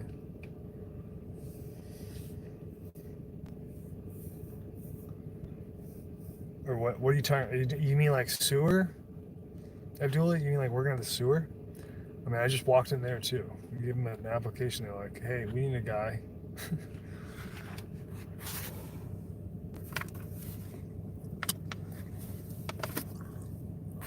They're like, wait, we need a guy. Hey, you've got hands and arms. You've got eyes. You can see. Are you blind? No, you're not blind? And you can walk, right? Oh, fuck, you're hired. I enjoy doing, like, so I really enjoy manual labor because I think that when you do that, it's like one of the most direct ways because it's not like an intellectual job. because I've done a lot of you know, mentally intensive jobs. You know what I mean? Like production, like where you're making film or commercials or like social media campaigns and stuff. And I do enjoy that kind of stuff, but I prefer working on my hands because you can turn all of that. Because I do like what I did for the job when I'm doing all that stuff, like the higher brain type jobs. I do that all the time anyway. So if I do manual labor, it's kind of nice because you get to turn it off and just like work with the hands and just accept the world as it is while you're doing whatever job you're doing. And that's really refreshing.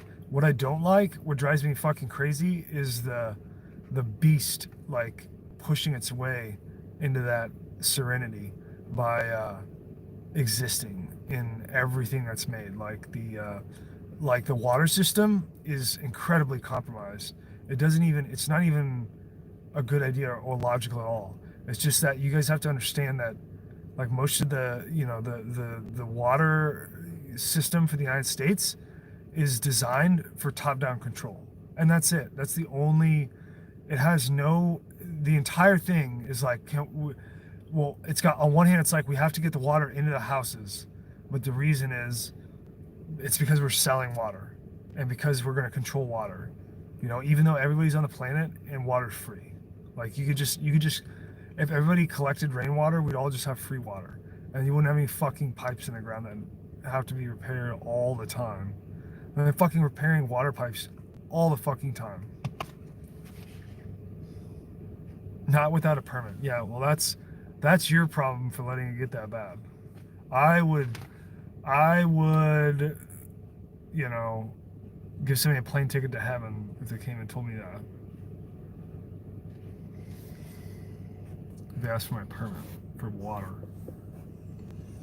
Now, some states like Colorado has legit like fucking state law about collecting rainwater because they got swindled into doing it by fucking ranchers, because ranchers feed their crops and their cattle and shit off of the rivers, and because it's a desert, there's they pretty much waste so much water that they need to they put in a law where it's like you can't collect rainwater because it would have gone into the river downstream and gone in there.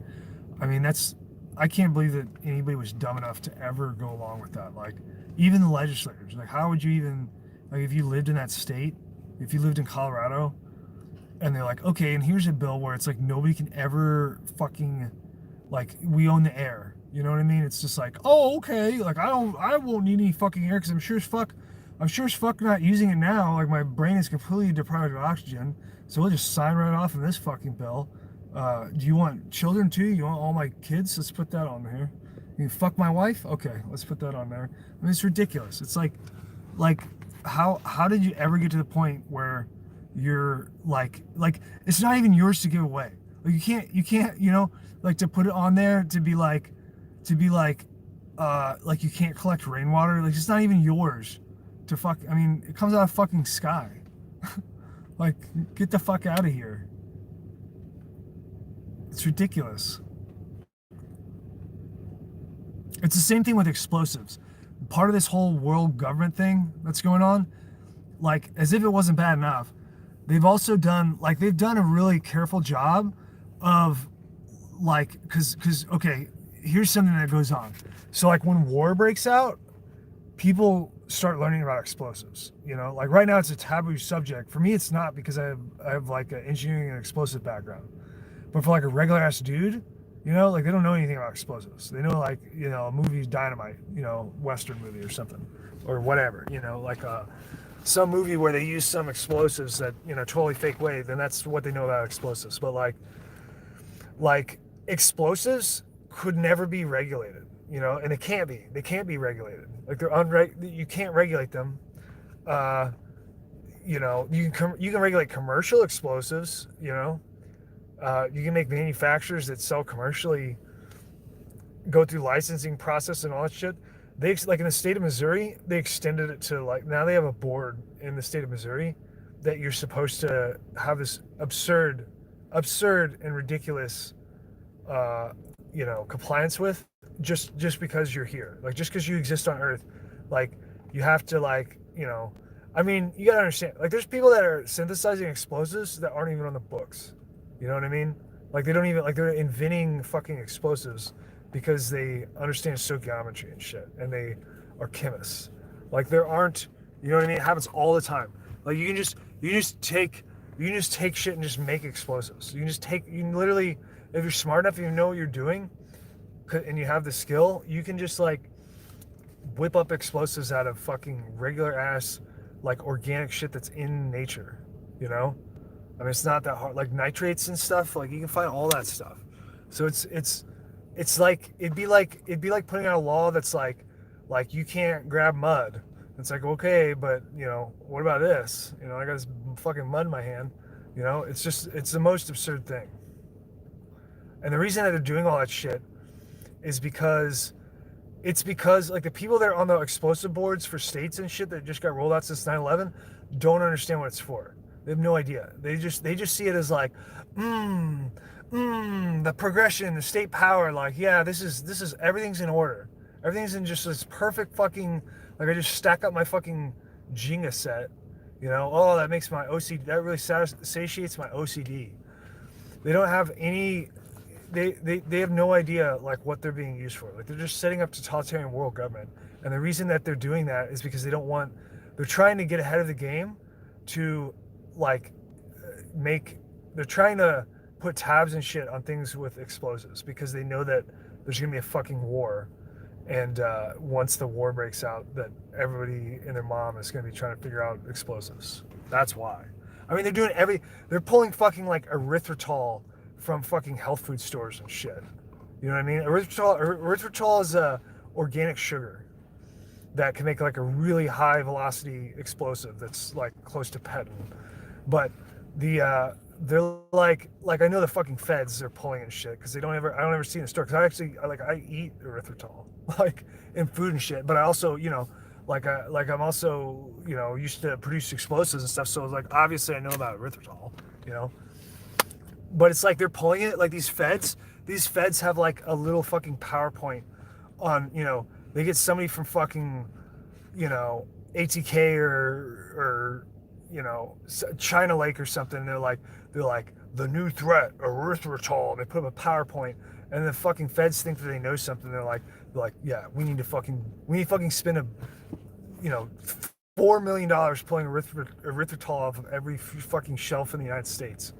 It's like, it's the dumbest thing ever. Like, do you feds understand?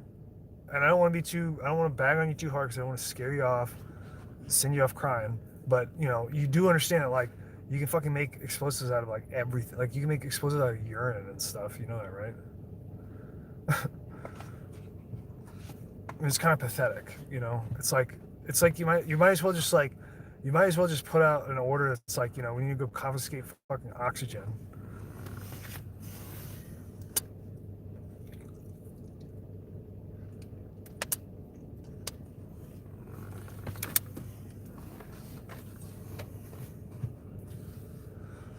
Poo-poo bullets. It's just silly, you know what I mean? Like I'm farming, they make it such a fucking, I mean, it's just ridiculous. Like they started pulling like urea nitrate and shit out of like when you have to go to you can't get it like MFA and shit. Like it's just so silly. You know what I mean? It's like you're gonna be able to you can really regulate ammonium nitrate. Like you can't. It's fucking used. It's how farmers nitrate their fucking crops when they're growing like large scale monocrops. It's fucking everywhere.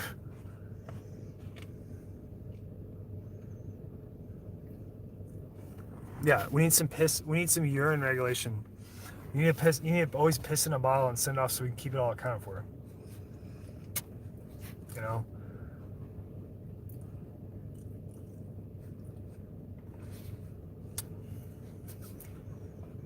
And it's ridiculous because it's a completely, like, if you live like where I live out, it's like a farm, so like people own property and own land out here, and they use explosives, because it's like one guy and a bunch of fucking land, and he has to take care of it. So it's like, you know, if he gets a fucking beaver building a dam, it's like he has to blow up the dam, you know, to get water flow, else he won't have any fucking water. You know, like what's he gonna do? Get out with a shovel and move?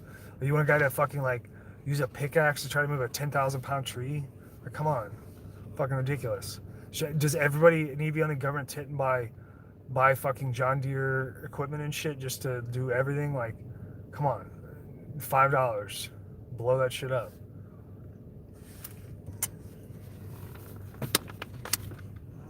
It's the American way.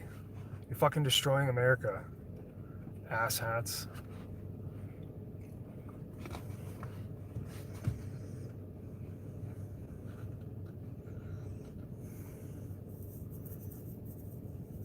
All right. What are we talking about? Where are we going with this, huh? What are we doing here?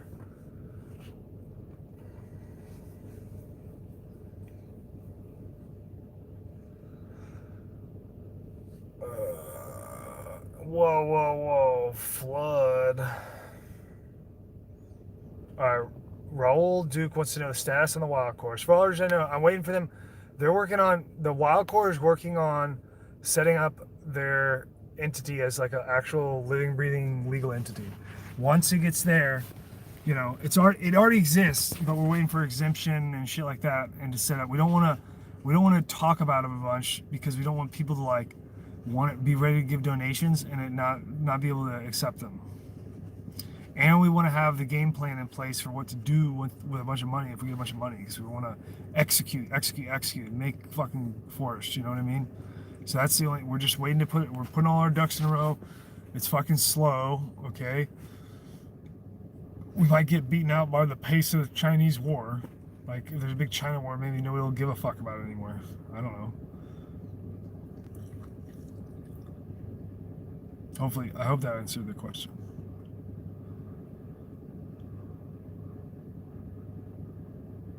I don't know what a super chat is. What distinguishes a super chat from a regular chat that we're in now?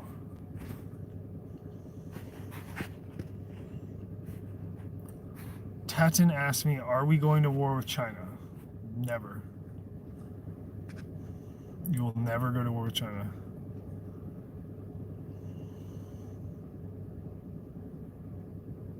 Yep. It's all good. It's all good, Tatin. Don't worry about it. Just go. You can take a nap. Maybe, you know, go get some ice cream or something. You don't have anything to worry about. I promise.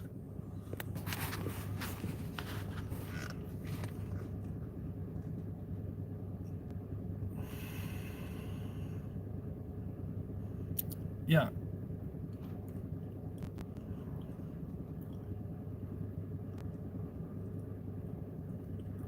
Yeah, I'm going to talk about wilderness corn when it's ready. It's not ready.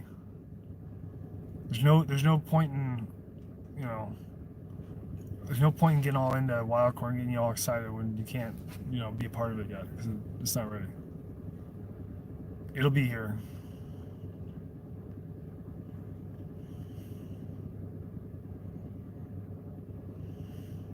Okay, 30-second recap of WildCore. WildCore is a nonprofit entity that is being set up right now that is going to be volunteer run, and they're going to build food forests out of donated land. The land gets donated. The way that it works is that a landholder is incentivized to donate because they'll skip capital gains tax. So they end up making like 24% more than if they sell it on the private market. That's how it's economically motivated, right? Like how it's incentivized. Once the land's acquired, we fucking put in like all kinds of fruit and nut trees that will last like, you know, some of them last 400 years. And they'll just produce fruit for most of that time, you know, all the time. And then we put them outside of cities, off the, you know, the azimuth of the line of attack for how people travel. So like highways and shit, we don't put them like next to highways. We go like, if a city, let's say that like a highway was, you know, here and then a city was like right there on the side of the highway, we would do it like on the other side of the city, so it's away from the highway. That way, if there's ever a war or anything, all the vehicles and movements and stuff will go through there. And if they engage a city or whatever, the inhabitants of the city, if they have to, like if they go through famine or something, their food gets destroyed or their supply line gets taken out for bringing in food, they can like walk from the city to the we call them, they're like wilderness refuges.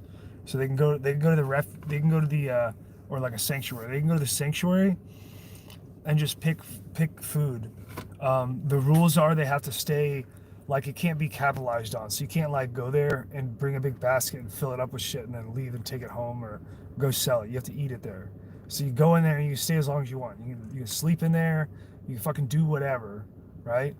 And then you just eat, and you can eat anything that you want while you're in there.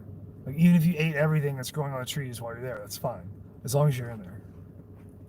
And then when you want to leave, you leave. You just fucking walk out. And we give the property to, it's like under stewardship of the local inhabitants. Like they take care of it in a voluntary, like, we set it up and then we have to hold it because it's, that's the way that everything works in the United States. Is like all land has to be owned under the tax system.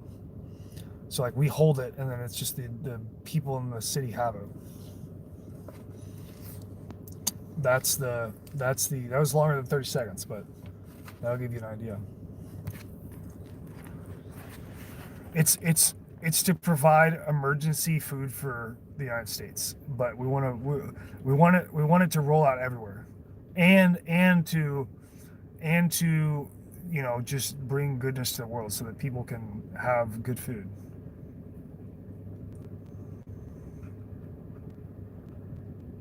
There's lots of fruit trees. I've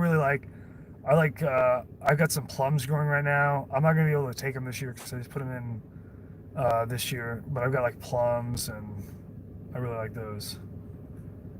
Yeah, apples, plums, whatever.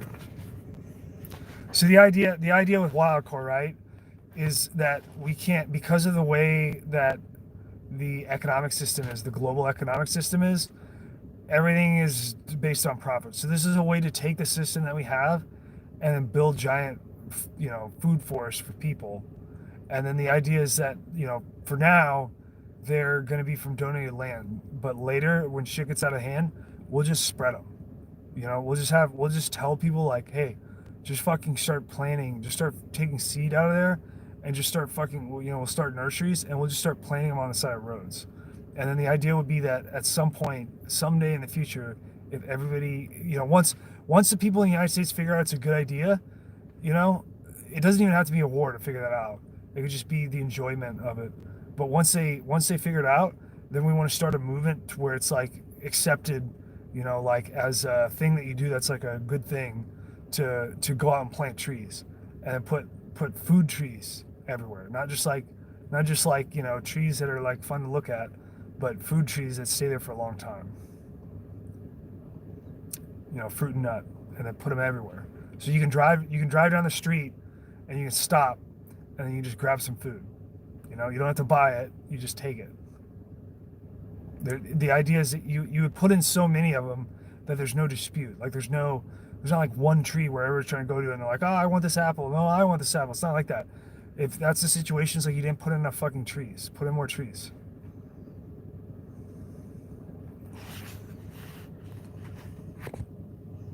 Yeah, Scott Crisp is, why have we not been doing this? That's what I'm trying to tell you guys. It's because everything is set up to control you from the top down. It's like enslavement. It's not. That's why it's so different. That's why we had to do a 501c3 model. It's the only model that even in legal model for holding land that has any kind of the 501c3 is the only model that has perpetuity. Well, it already exists. So the Wildcore already exists. It's like it exists in an entity in a state, and now we need to get the IRS tax exemption so that we can get nationwide, and international, like get all the donations so we can actually start building shit.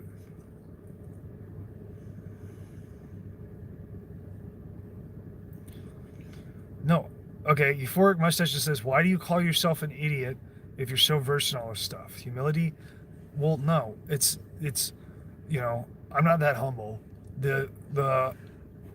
It's because a part of what I'm trying to do in these videos to explain to you guys is like explain actuality as it is on Earth, like our creation. We're here, and explain it to you in actuality. Now, people have a really hard time with that because of like biases with religion. This doesn't have anything to do with religion. This is just the way that fucking things are, and because it's not useful to control people, that's why people have such a hard time understanding it. But like, you don't actually have anything. Like I don't have any skill or knowledge or anything. I don't have anything. Like it's all it's another time. Let's talk about it another time.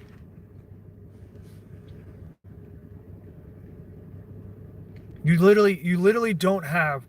I mean, I don't have anything, right? Like it's the only way that I have any of this knowledge is because I'm supposed to, and that's it. That's all it is. Like there's not. I don't actually. Anybody. Like when you listen to a song, right? Or like when I write music, or something like that. What I'm doing is that, there is a place where that comes from, and we sort of remember it, or remember the mechanics of how it goes together in tonality for composition, and then you hear it, and that's the reason when you hear music and it strikes your heart, and it lifts your heart. The reason for that is because you actually recognize the place that it's from. You just can't remember, like you just don't know. But that's why that's why like art affects people, because it's the actual place that we're getting it from, that people get it from, is a real place. It's just not in physicality. And so what's happening is like a person sees it on some level, and then they take what they see and then they compose it with like what they have in the physical world, and they just do the best that they can. And sometimes sometimes a person will make something, and its construction that they choose is recognized by one person but not another person. So like in music, that would be like when a person doesn't like a song or whatever, but it ultimately, that's what it is. And sometimes people won't like songs, but they'll listen to them over and over again, and then they'll start to like, oh, okay, I like it, and that's because the aspect of the song that the person that wrote it, who liked it in the first place, they were looking at a different aspect of the mechanics than the person was ready to recognize. And then once they heard it enough and they got through whatever was blocking it, their mind suddenly recognizes the mechanic of within the song, of its construction, that they recognize from the other place, and then they connect. And it's not just music; it's everything. So it's like, it's my, it's everything. It's my drive. It's my my thought and my. It's everything, and it's like this for everyone. And people can't understand it, and that's why we're all enslaved. Like we're held back, like we're blocked. Every single person that's here has a very special and specific reason that they're here, and we are all enslaved, and that's why we can't do anything, and we can't see reality. It's like a veil that's over us, and the reason why, it's because like you don't have any time to even think about this stuff, because you're just working all the time. But what you're working on doesn't matter, but because the system is like, you don't have any choice, you have to play in the system. Like you can't own land because you have to pay property tax. Well, to pay property tax, you have to work somewhere and make money. So you have to go, do something that you don't want to do, and you trick yourself into wanting to do it, and then you just have to do it. And it's like that everywhere. And this is not what we're here for, So this is just a part of this process, that's going on. This is like we've had a long time to fuck this up, and we're going nowhere fast, and we're running out of time here. So we gotta make some changes, and we might want to do something a little bit different.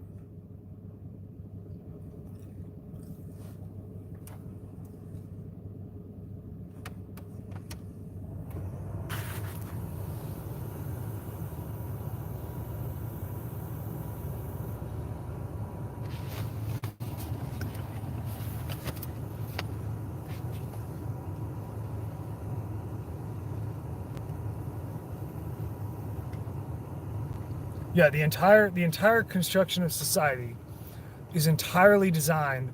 Like if you look at an ecosystem, like if I look at if I go out here in the forest, the entire forest is designed to be redundant. And if you cut down one tree, it doesn't crash the forest. But if you cut down all the trees, it would, right? Well, the way that we design society in all aspects, both in the physical world and in like the mental world of ideas, is entirely based on vertical integration.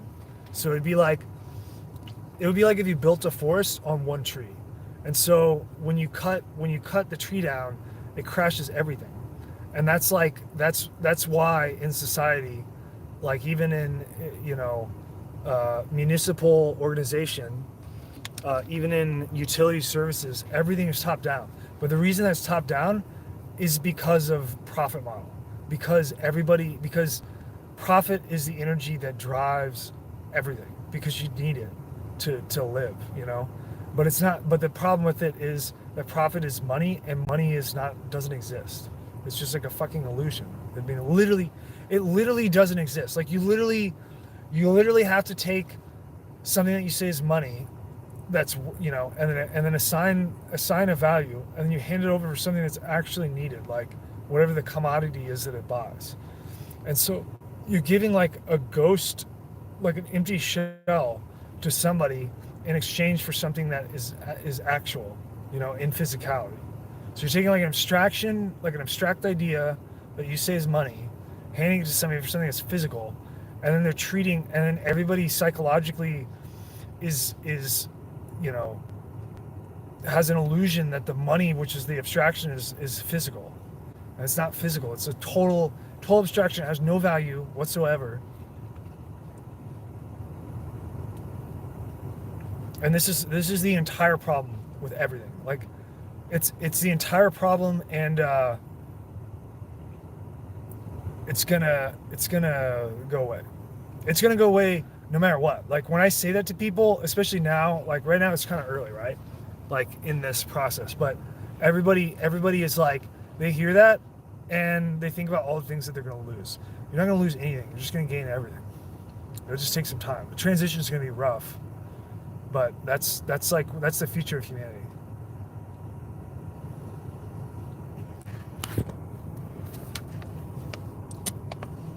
We can so for example, right, let's say that the wild core is successful. We can expand it and put trees everywhere for people to eat on, and people can go, like if they lose their house, like if they have a tornado or a war or whatever, they don't have to stay in the city and get attacked, like incidentally while armies are attacking each other. They can just leave the city and go hang out in the refuge, like in the sanctuary, and then they stay in there, and we can set it up with perimeter, like we can put Pomifera maclura, like Osage orange, which is like a really dense wood with spikes on it. We can put that all around the perimeter, put entrances in it so they have some protection. We can put pine trees, for windbreaks. We can put like canopy trees, so if it rains, you can just literally sit under a tree. We can make it so dense that you can get under a tree. We can put water. We can put fish. We can put them in a regenerative way, so you go out there and fish. We can put we can after the forest is good, we can set up a fuel forest where we just grow the highest BTU wood, and then we can change our cars to run off of wood, and then you can drive over there and you can go plant like 100 trees and then pick up like kilograms and kilograms of wood. Because what happens is, if you set it up like that, what happens is you're gonna plant we're gonna plant seeds originally, and the seed is like it's a couple grams. Then it's gonna turn into a seedling. A seedling is like a couple of ounces. and then you can go and plant the seedlings, and then you don't have to do anything. All the work is done for you because this is like a gift to you. And so the tree is going to time travel while you're living your life.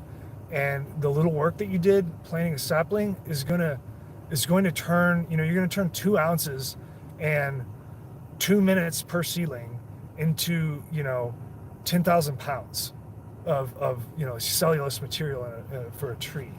And then we're going to harvest those, and then we're going to put them in our fucking cars, and we're going to drive our cars, and we're going to use them for heat, and we're going to heat people. You know what I mean? It's not communism, it's fucking actuality, and we can do it.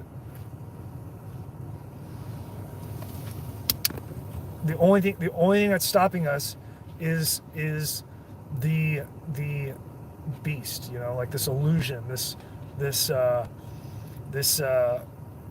enslavement that's going on for all people.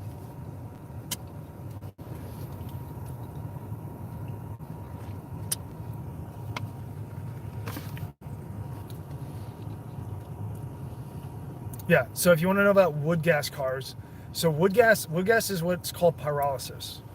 Okay, like pyrolysis is when you burn an organic material and you basically distill like fuel product from it. Like pyrolysis can render oils, fuels for everything, and then you can synthesize them further into specific fuels, and you can get all the fuels that you use. So you can use like kerosene, you can do whatever. You can do gasoline, you can do diesel, you can do kerosene, you can do any hydrocarbon chain you can render. You can do gas, you can do hexane. You just have to have the correct setup, because those have different gaseous phases and shit at different temperatures. But you can do all of this. Like you can just, you know what I mean? Like there's no, the way that we're living is, it's incredibly deceitful and like a very protected hierarchy of like top-down compliance. And it's fucking wrong. It's gonna lose. I'll tell you that pretty soon. Yeah, you can make fucking jet fuel and melt steel beams.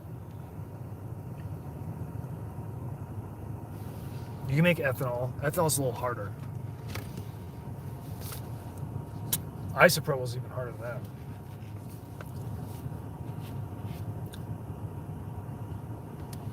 Yeah, you can make propane, you can make hexane, yeah.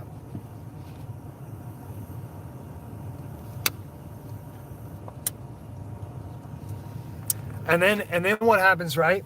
So here's the secondary product of that. Let's say that let's take it a step further. Let's say that you get forests of food and they're everywhere. Let's say that you expand them out so that everywhere that is useless land, like in between, like it doesn't even have to be, you don't have to take anybody's land. It doesn't be anything like that. It'd just be, instead of fucking having these stupid telephone poles everywhere, if you had 20 apple trees in between where there's 2 telephone poles. Like imagine that, right? Everywhere. So like if you were like, oh, I don't have any money for lunch, so I was thinking about getting this shitty food, you could just like eat you could eat like filberts and filbert nuts and fucking apples and shit. And you'd have like high quality protein, really good fruit, and you'd have fruit trees that you can't eat, like you only have a couple types of apples you can get at the grocery store because they're not growing. There's hundreds of phenotypes of apples. Who's going to maintain these trees? The trees are going to fucking maintain themselves.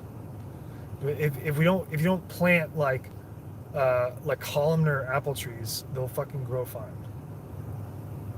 You put in more. The reason that people prune trees, the reason that people prune apple trees is for high production, like artificially stimulated production. You don't have to do it. An apple tree will produce apples on its own.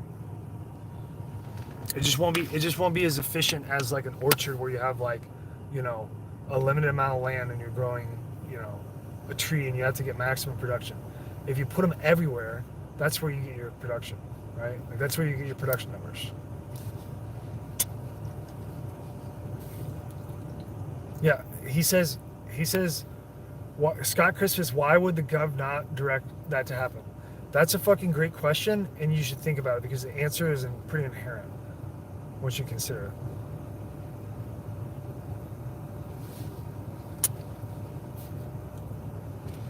Okay, so then here's what I was getting to.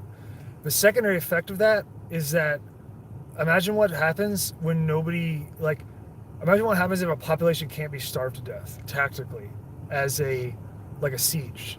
Imagine what happens if you can't cut off their food supply. You can't. What if they could get all their water, their heat, and their food, and they didn't have to get it. They didn't have to like worry about who they voted for, or you know, have to lie or like play along with some game that they know isn't true, but it's going to be good for them so they can get money, or just do whatever they have. They don't have to. They don't have to go suck dicks on the side of the highway or whatever the fuck people think that they have to do. They don't have to murder their friend for something that they think that they need, which is money, which is actually, nothing at all. They don't have to do any of these things anymore, right? I'm just saying, like, it changes. It's a fucking game changer. Well, for herbicide attack, the way that you deal with that is you don't do monoculture. So, like, you already have like a diverse allele expression in phenotypes. So, and in species. So, like, you all you do is just you don't monoplant. Like, we plant cornfields, it's all the same strain, and then they use chemicals and shit. You don't have to do that. You just fucking mix everything up and you're fine. If you get like locusts or something, as long as you put enough interval in between repetition, you're gonna like limit destruction from diseases and locusts and fucking chemical attacks and all that shit.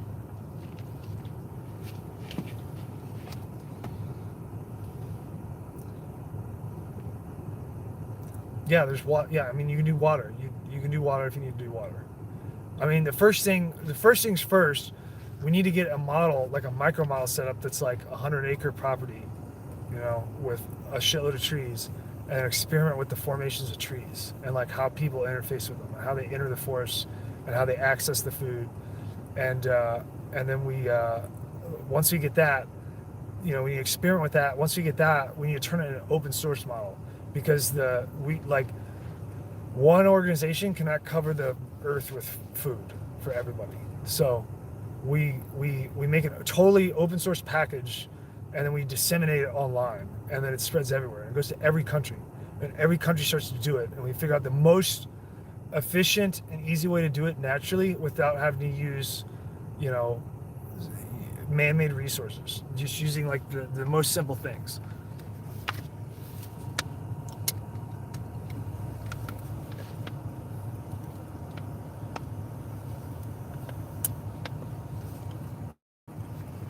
Yeah, I mean, and you can plant.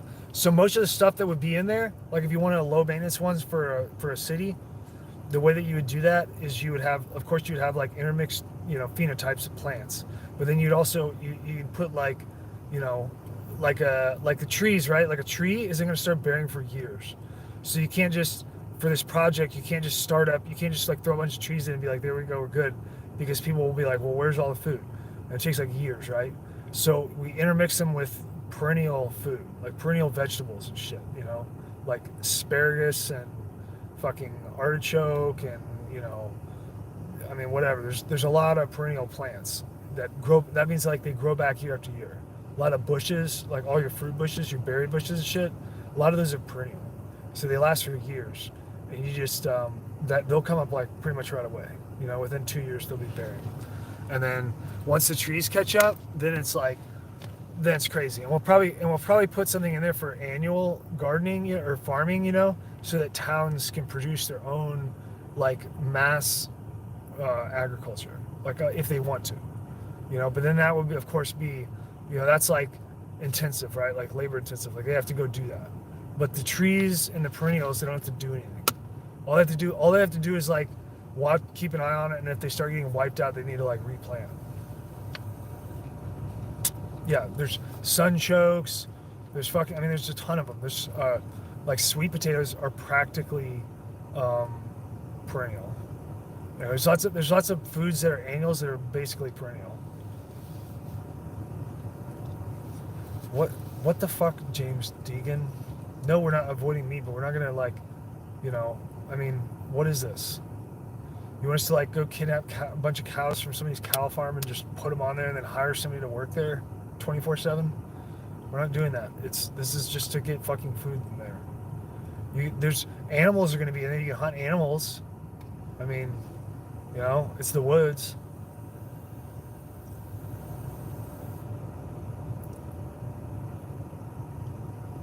Or make your own fucking meat. You know, if you want to have a specific type of, if you want to have buffalo burgers, then I guess raise buffalo. I mean, what do you mean?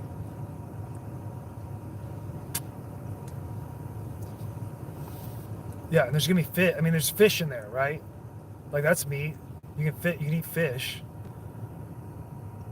We're gonna put fish in there. We'll have like cat and trout for like the northern areas.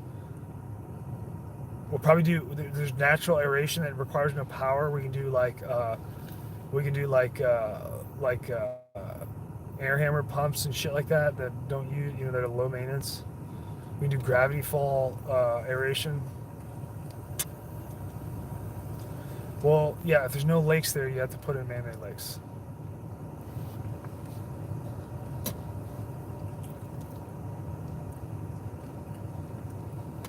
Well, if you overfish, that means you need to make more lakes, I guess. If you make enough lakes, at some point, logically, you can't overfish them because there'll be too many.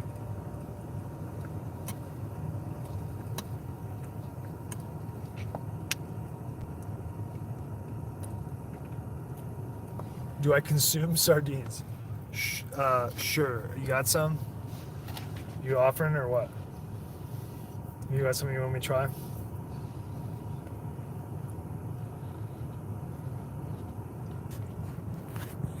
I'm in a smoke. I like smoked fish. Get some cat, like do some smoked cat. Yeah, trout. I love trout. We don't really have trout here in Missouri. I could do an artificial one. I have to dig a really deep pond though. I've got, you know, I could do cat though.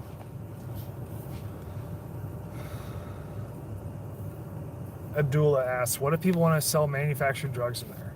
So this is the legal aspect of, like, so you have to understand the forests are like, it's like this. We have to do a 501c3 model under landholding because that's the system that humanity has created, you know? And every country basically has, every country that's like a first world country that's involved in trade right now, like, you know, like standard commerce with US dollar global reserve currency, has some degree of that model of like all the land is held by something, right?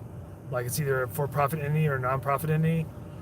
So we have to start somewhere because we can't just like poof, just like land, like here you go, here's some, like, you know, land, you know, you just take it and plant trees. I mean, that's the reality, but that's not how the system works. So it's like you have to start somewhere in the system. So first we got land, right? And, you know, at a later time, hopefully, you know, the idea is that if it would work, at some point you would, you know, you'd have a change in the system. And so, but the land would all be there. So it's like, and then people aren't going to be, what will happen is over time, when people start using the food forest, it sets precedent of use. So like if you have a town where it's like, you know, like let's say that we started one right now in some town that was like a small town, like right outside of it. And then once the citizens understand that they can just go there and just eat whatever they want anytime they want, they can start like taking lunch breaks in there. They can start, or whatever they want. They can go camping. They can go there for like a weekend. They can go, if they're homeless, they can just go fucking live in there if they have to, you know, so they're not like having a hard time. Like whatever, right? And then like there's no commerce, right? So you can't take shit out and you can't go in there and like sell shit. You can't do that because the reason why is if you started to do that, then you fall under government regulation. You see what I'm saying?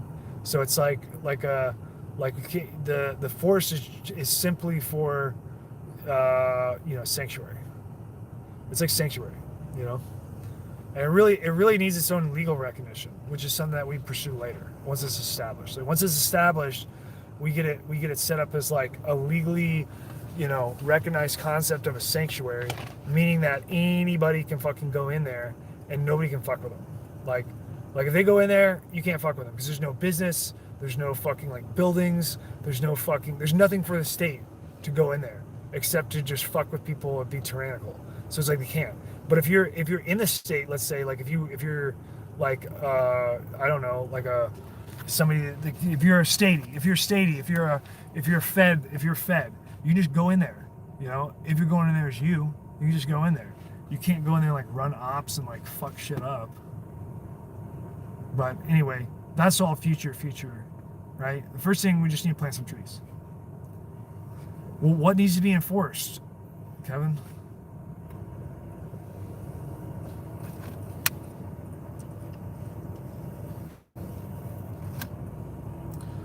What needs to be enforced in the forest? It's like you go in there. There should be enough to where it's like you're not going in there. It's like a 10 by 10 area where there's 100 people competing over food. It should be like gigantic food forests that you can just enter.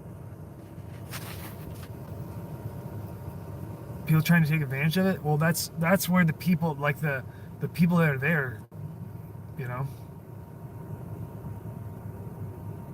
Pine Tree Party Gang.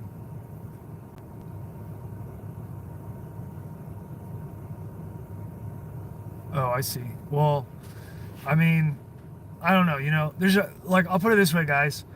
There's about 1 million things that you could come up with about hypothetical problems, and if you want to come up with that, then that's fine. You just be right where you are now, which is no fucking forest whatsoever. Your fucking entire existence is covered in a sea of concrete, and you're fucking like gonna die. You know, I mean, basically, like on the track, we're not gonna stay on the same track no matter what. So like, we'll be okay, one way or another. But I'm just saying, like the path that we're on is fucking bonkers. It doesn't even make any sense. I mean, it's literally like, that's what I was complaining about with the water system. It's like, it's not even logical. It doesn't make any sense. Like when there's a break, you know how many fucking resources and how much waste is, you know, exhausted just setting it back to how it was before it fucking broke. And now it's just set up again to fuck up some other time. You know, it's just like a never-ending shit show. And it's the reason that it seems like insane, like when you're doing that kind of work, you really get this sense of like, wow, everything's fucking crazy. It doesn't make any sense. Well, and everything's like an emergency constantly. You're just running around from one emergency to the next. Well, the reason why is because logic is not the reason that they're doing this. Like the reason that they're doing this is top-down control. You know what I mean? So they don't want the water accessible. They don't want the, you know, they don't want like, they want it centralized in a big ass pipe, and then the big ass pipe to go to like small pipes, and the small pipes to go to the people that fucking buy the water, and they want the money for the water. That's why the system's set up like that, and that's why it fails over and over and over again. And everything else is like that. It's not just water pipes. It's the fucking food supply. It's the fucking government. It's the fucking tax system. It's like, it's economics.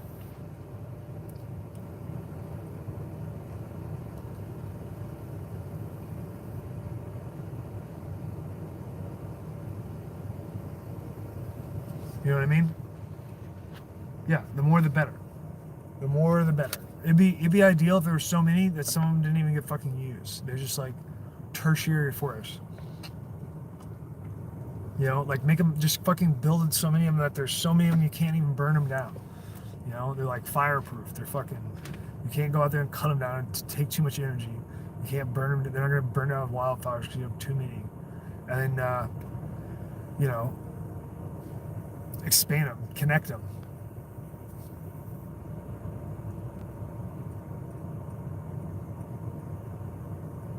Well, you're gonna have to go back and watch it because we just talked about it a lot. I'm not familiar with Job. Oh, no worries. Yeah, don't worry. It's fine if you give me criticism. I don't care. It's fine. Give me all the criticism you want. I'm just saying. I was just saying that at some point, you know, like it's really easy to like.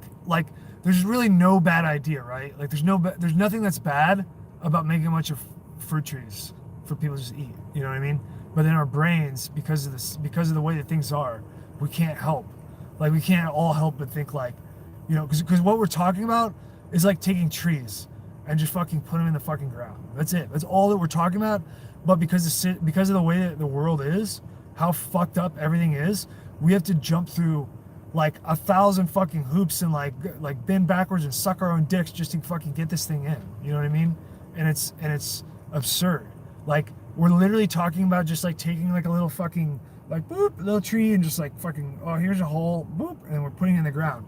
And it's like how does that translate into all these problems that you can foresee? You know, well it's because you're looking at it like the current world, which is all fucked up. Somebody was talking about what Mr. Guns and Gear earlier. I had no idea that would happen. What video did he share?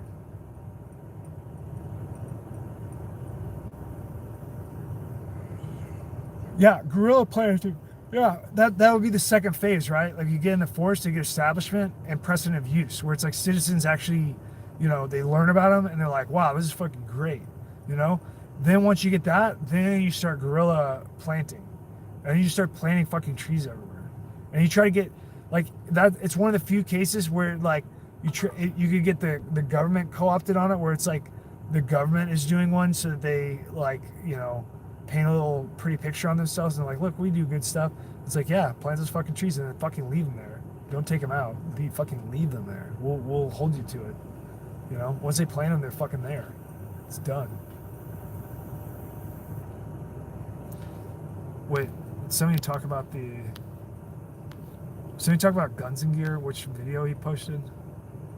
It surprised me. Somebody said it, I thought it was a joke. I still kind of think it's a joke. But he really did.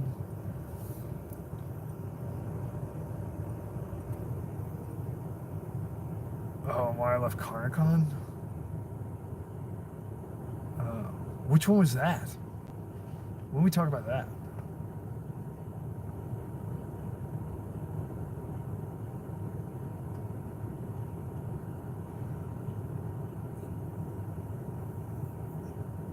No, yeah. You guys, okay. Any of these videos, any video, you can feel free to do. You can fucking, if you want to, I don't know why you would want to do this, but if you want to, you can fucking motion track a fucking dick on my forehead. I don't care. You can cut these bitches up and disseminate them however you want. You can make mirrored channels. You can fucking feel free to use any of this motherfucking content for anything that you want to do. I don't give a fuck.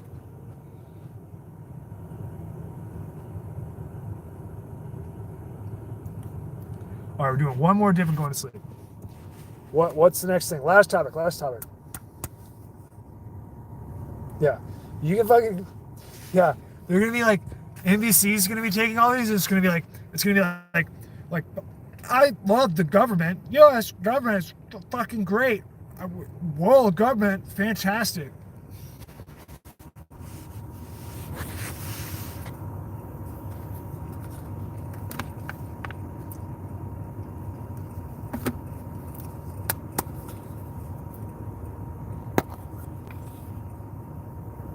What's Agenda 21? Which part of it?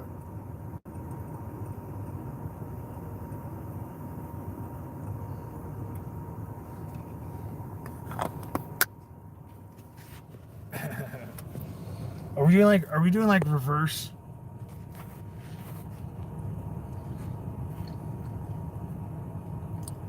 Yeah. What about it though? Romero? I like Gen 3 Glocks. I mean, they never had any fucking problem. Like they're fucking rock hard. They don't stop. No problem. You know? Like there ever needed to be a Gen 4 or Gen 5. You know? Oh, I got you. Yeah, that would be funny. I mean, I bought a ton, like most of my Glocks are Gen 3, and I just don't have, I mean, I have one Glock, I have a Glock 17 that I used for a lot of competition, so it went through like thousands and thousands of rounds, so like I had to change out an extractor, you know, and a guide rod, and that's about it. Like there's nothing, you know, just because I'm beating it to fucking hell. But besides that, like I never bought a Steyr. Well, I did have, I mean, I bought Steyr for like inventory for gun sales, you know, but I never kept one. I should have kept one. I love Steyrs. I think they're sweet.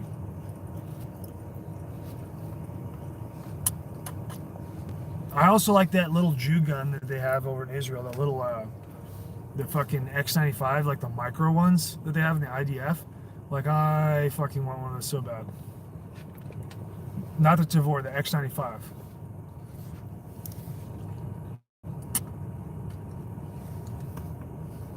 Because we were talking about bullpups.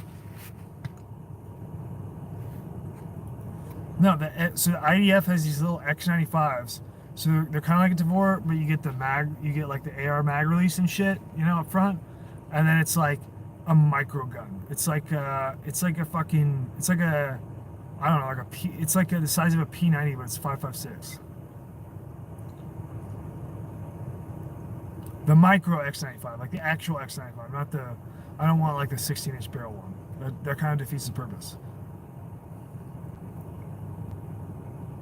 Well, Scott Crisp says he wants to get in as an engineer. Just do it. Just start making shit. So might as well start now. It's a long road.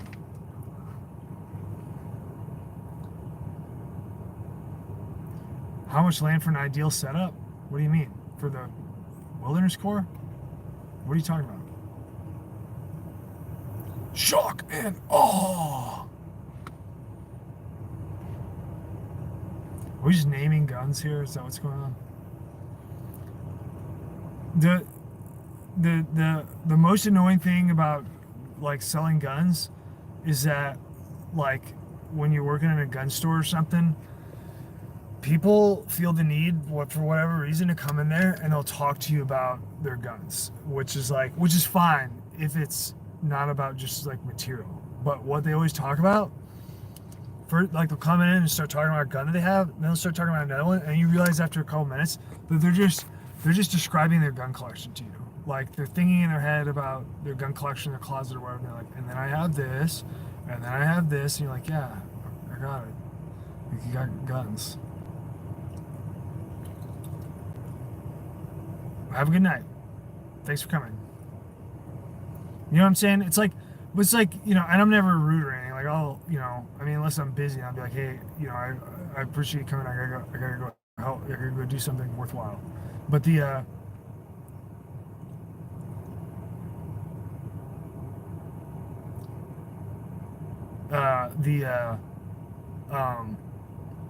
well, you guys can help me edit. I don't have any time. Like, I mean, I just like got off work and started the stream. You could edit and make a channel that was better, you know, or whatever. I mean, I'm not saying you should do that. It's just, if you wanted to, if you feel strongly about that, about these getting cut up and stuff. Yeah, the Fug Gun Shop. Yeah, so they'll be like describing all your guns, and then you're standing there and you're just like, you know, like you. I mean, most people that work in gun stores have a fucking extensive fucking collection of guns. You know what I mean? Like they don't need to hear about your guns. That's why they work at a gun store, because they like guns. So they're gonna have, you know, and they're gonna get dealer pricing and everything. So it's like they're gonna be, you know, or trading and like buying secondhand and stuff. So they're gonna have like absurd gun collections, you know, like more than a normal person, obviously, right? So it's like it doesn't make any sense. Like when somebody comes in there and is like describing some, you know, 10 guns they got from Sears Roebuck, it's like, okay, I got it. You like guns. It can be fun, yeah. I like selling guns on my own, except for the government. Like the government regulation just got too much.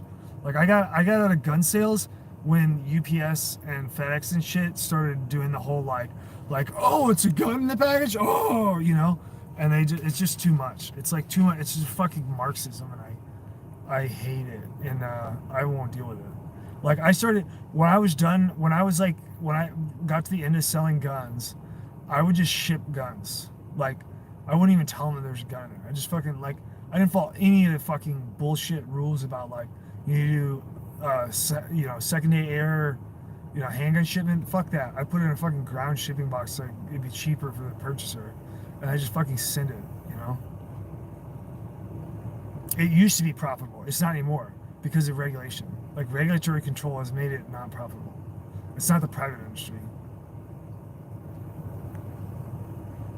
I mean, every municipality like gives gun dealers an extra hard time. They have more regulation than any other business. You know, so like if you made a mom and pop gun store, you're gonna be paying like I mean, and fucking ATF keeps raising tax. Like they raise tax every few years. Like if you're an SOT, they fucking raise the fucking type 10 for explosive manufacturing to like, I don't even know what it is. It's fucking expensive. It's like $4,000 or something like that for the SOT. It's just like what the fuck are you guys doing? I mean, I know what they're doing. What they're doing is what they're saying is that like we want the people that have a shitload of money, like the big companies, to have this and nobody else. That's what they're doing.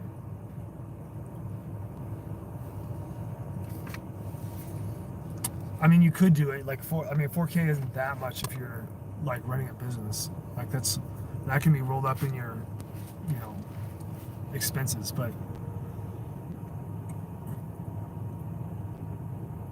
yeah. So unfortunately, the gun market has gotten like I used to do like when I was selling guns, I could sell guns on Facebook. You know, like that's how long ago it was. So like I would literally I had a Facebook page where I would just fucking sell guns, and then it was kind of scary because people would like I did it out of a garage, so people would like come to the garage and they'd, you know, do their 4473 and stuff and then pick up the guns if they were local, and then but most of my business was internet sales, and the only way to do it was to like be like 10% overpriced. So I would just pretty much I would just buy stuff that nobody else had and then market it at 10%, and it was just like out, like everything was going out. Some of my shit like I had PPSHs like when IO Inc did PPSH builds, the semi-auto ones. I bought like they were like $100 or something like that. So like I just bought like a grip of them, right? Like a fucking fat stack of these things. And then I was just like, you know, I could charge you a shitload of money for this, but they're so cheap. I'll just add like you know, $80. And I sold those sons of bitches so fast, and like they just were out the door. And then I got calls, like I pulled down the listing off the website and like took off Facebook and everything. I was getting calls from guys who were finding ghost pages on that don't exist anymore for like fucking 7 years after these guns were gone.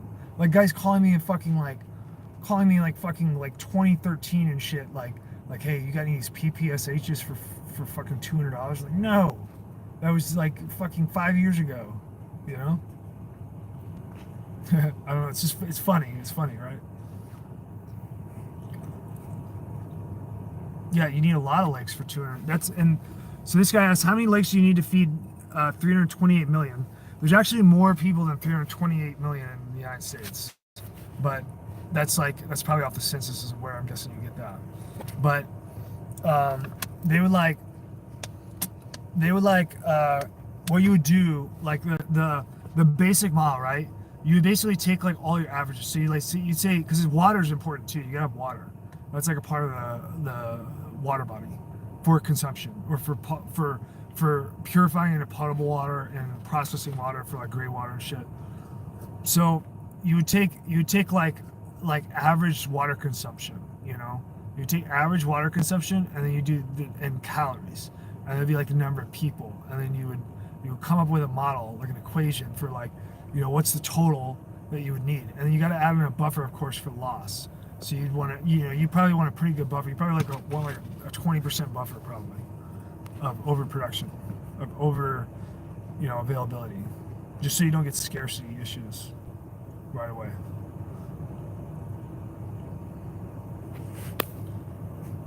How did I get confirmed as Jew? Somebody said Dugan confirmed Jew.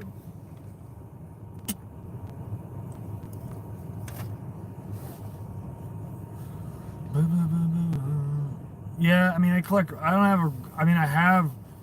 rainwater in the past. I got a fucking jug out here for collecting rainwater, but, I mean, I use like IBC totes and shit. But, I also have, thought about raising pigs. I've thought about it, but I don't really like killing pigs. They're kind of creepy because they're like people. Like you ever harvested a pig? The guy that asked me that.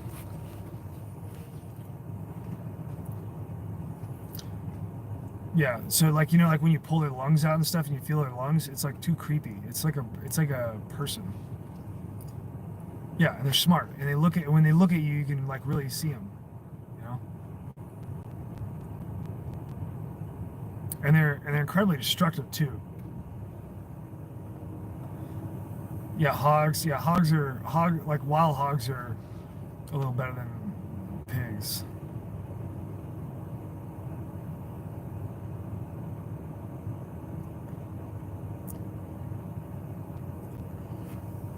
Yeah, plus if you raise pigs. So if you raise pigs, if you don't know this, the reason they castrate them is because if you don't castrate them, it changes the flavor of the meat for like a male pig.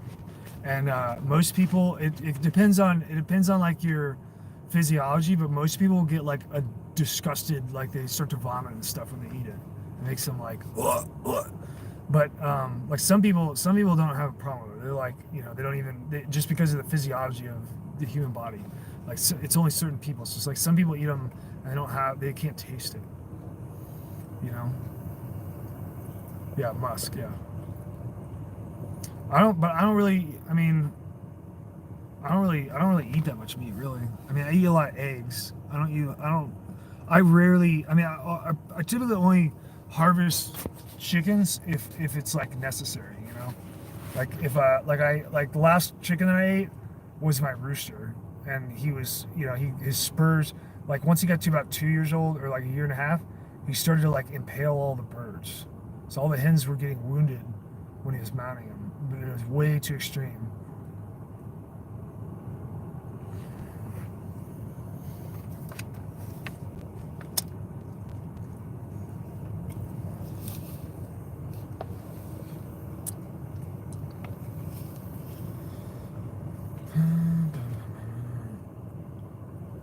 Well, usually I carry a Glock 19.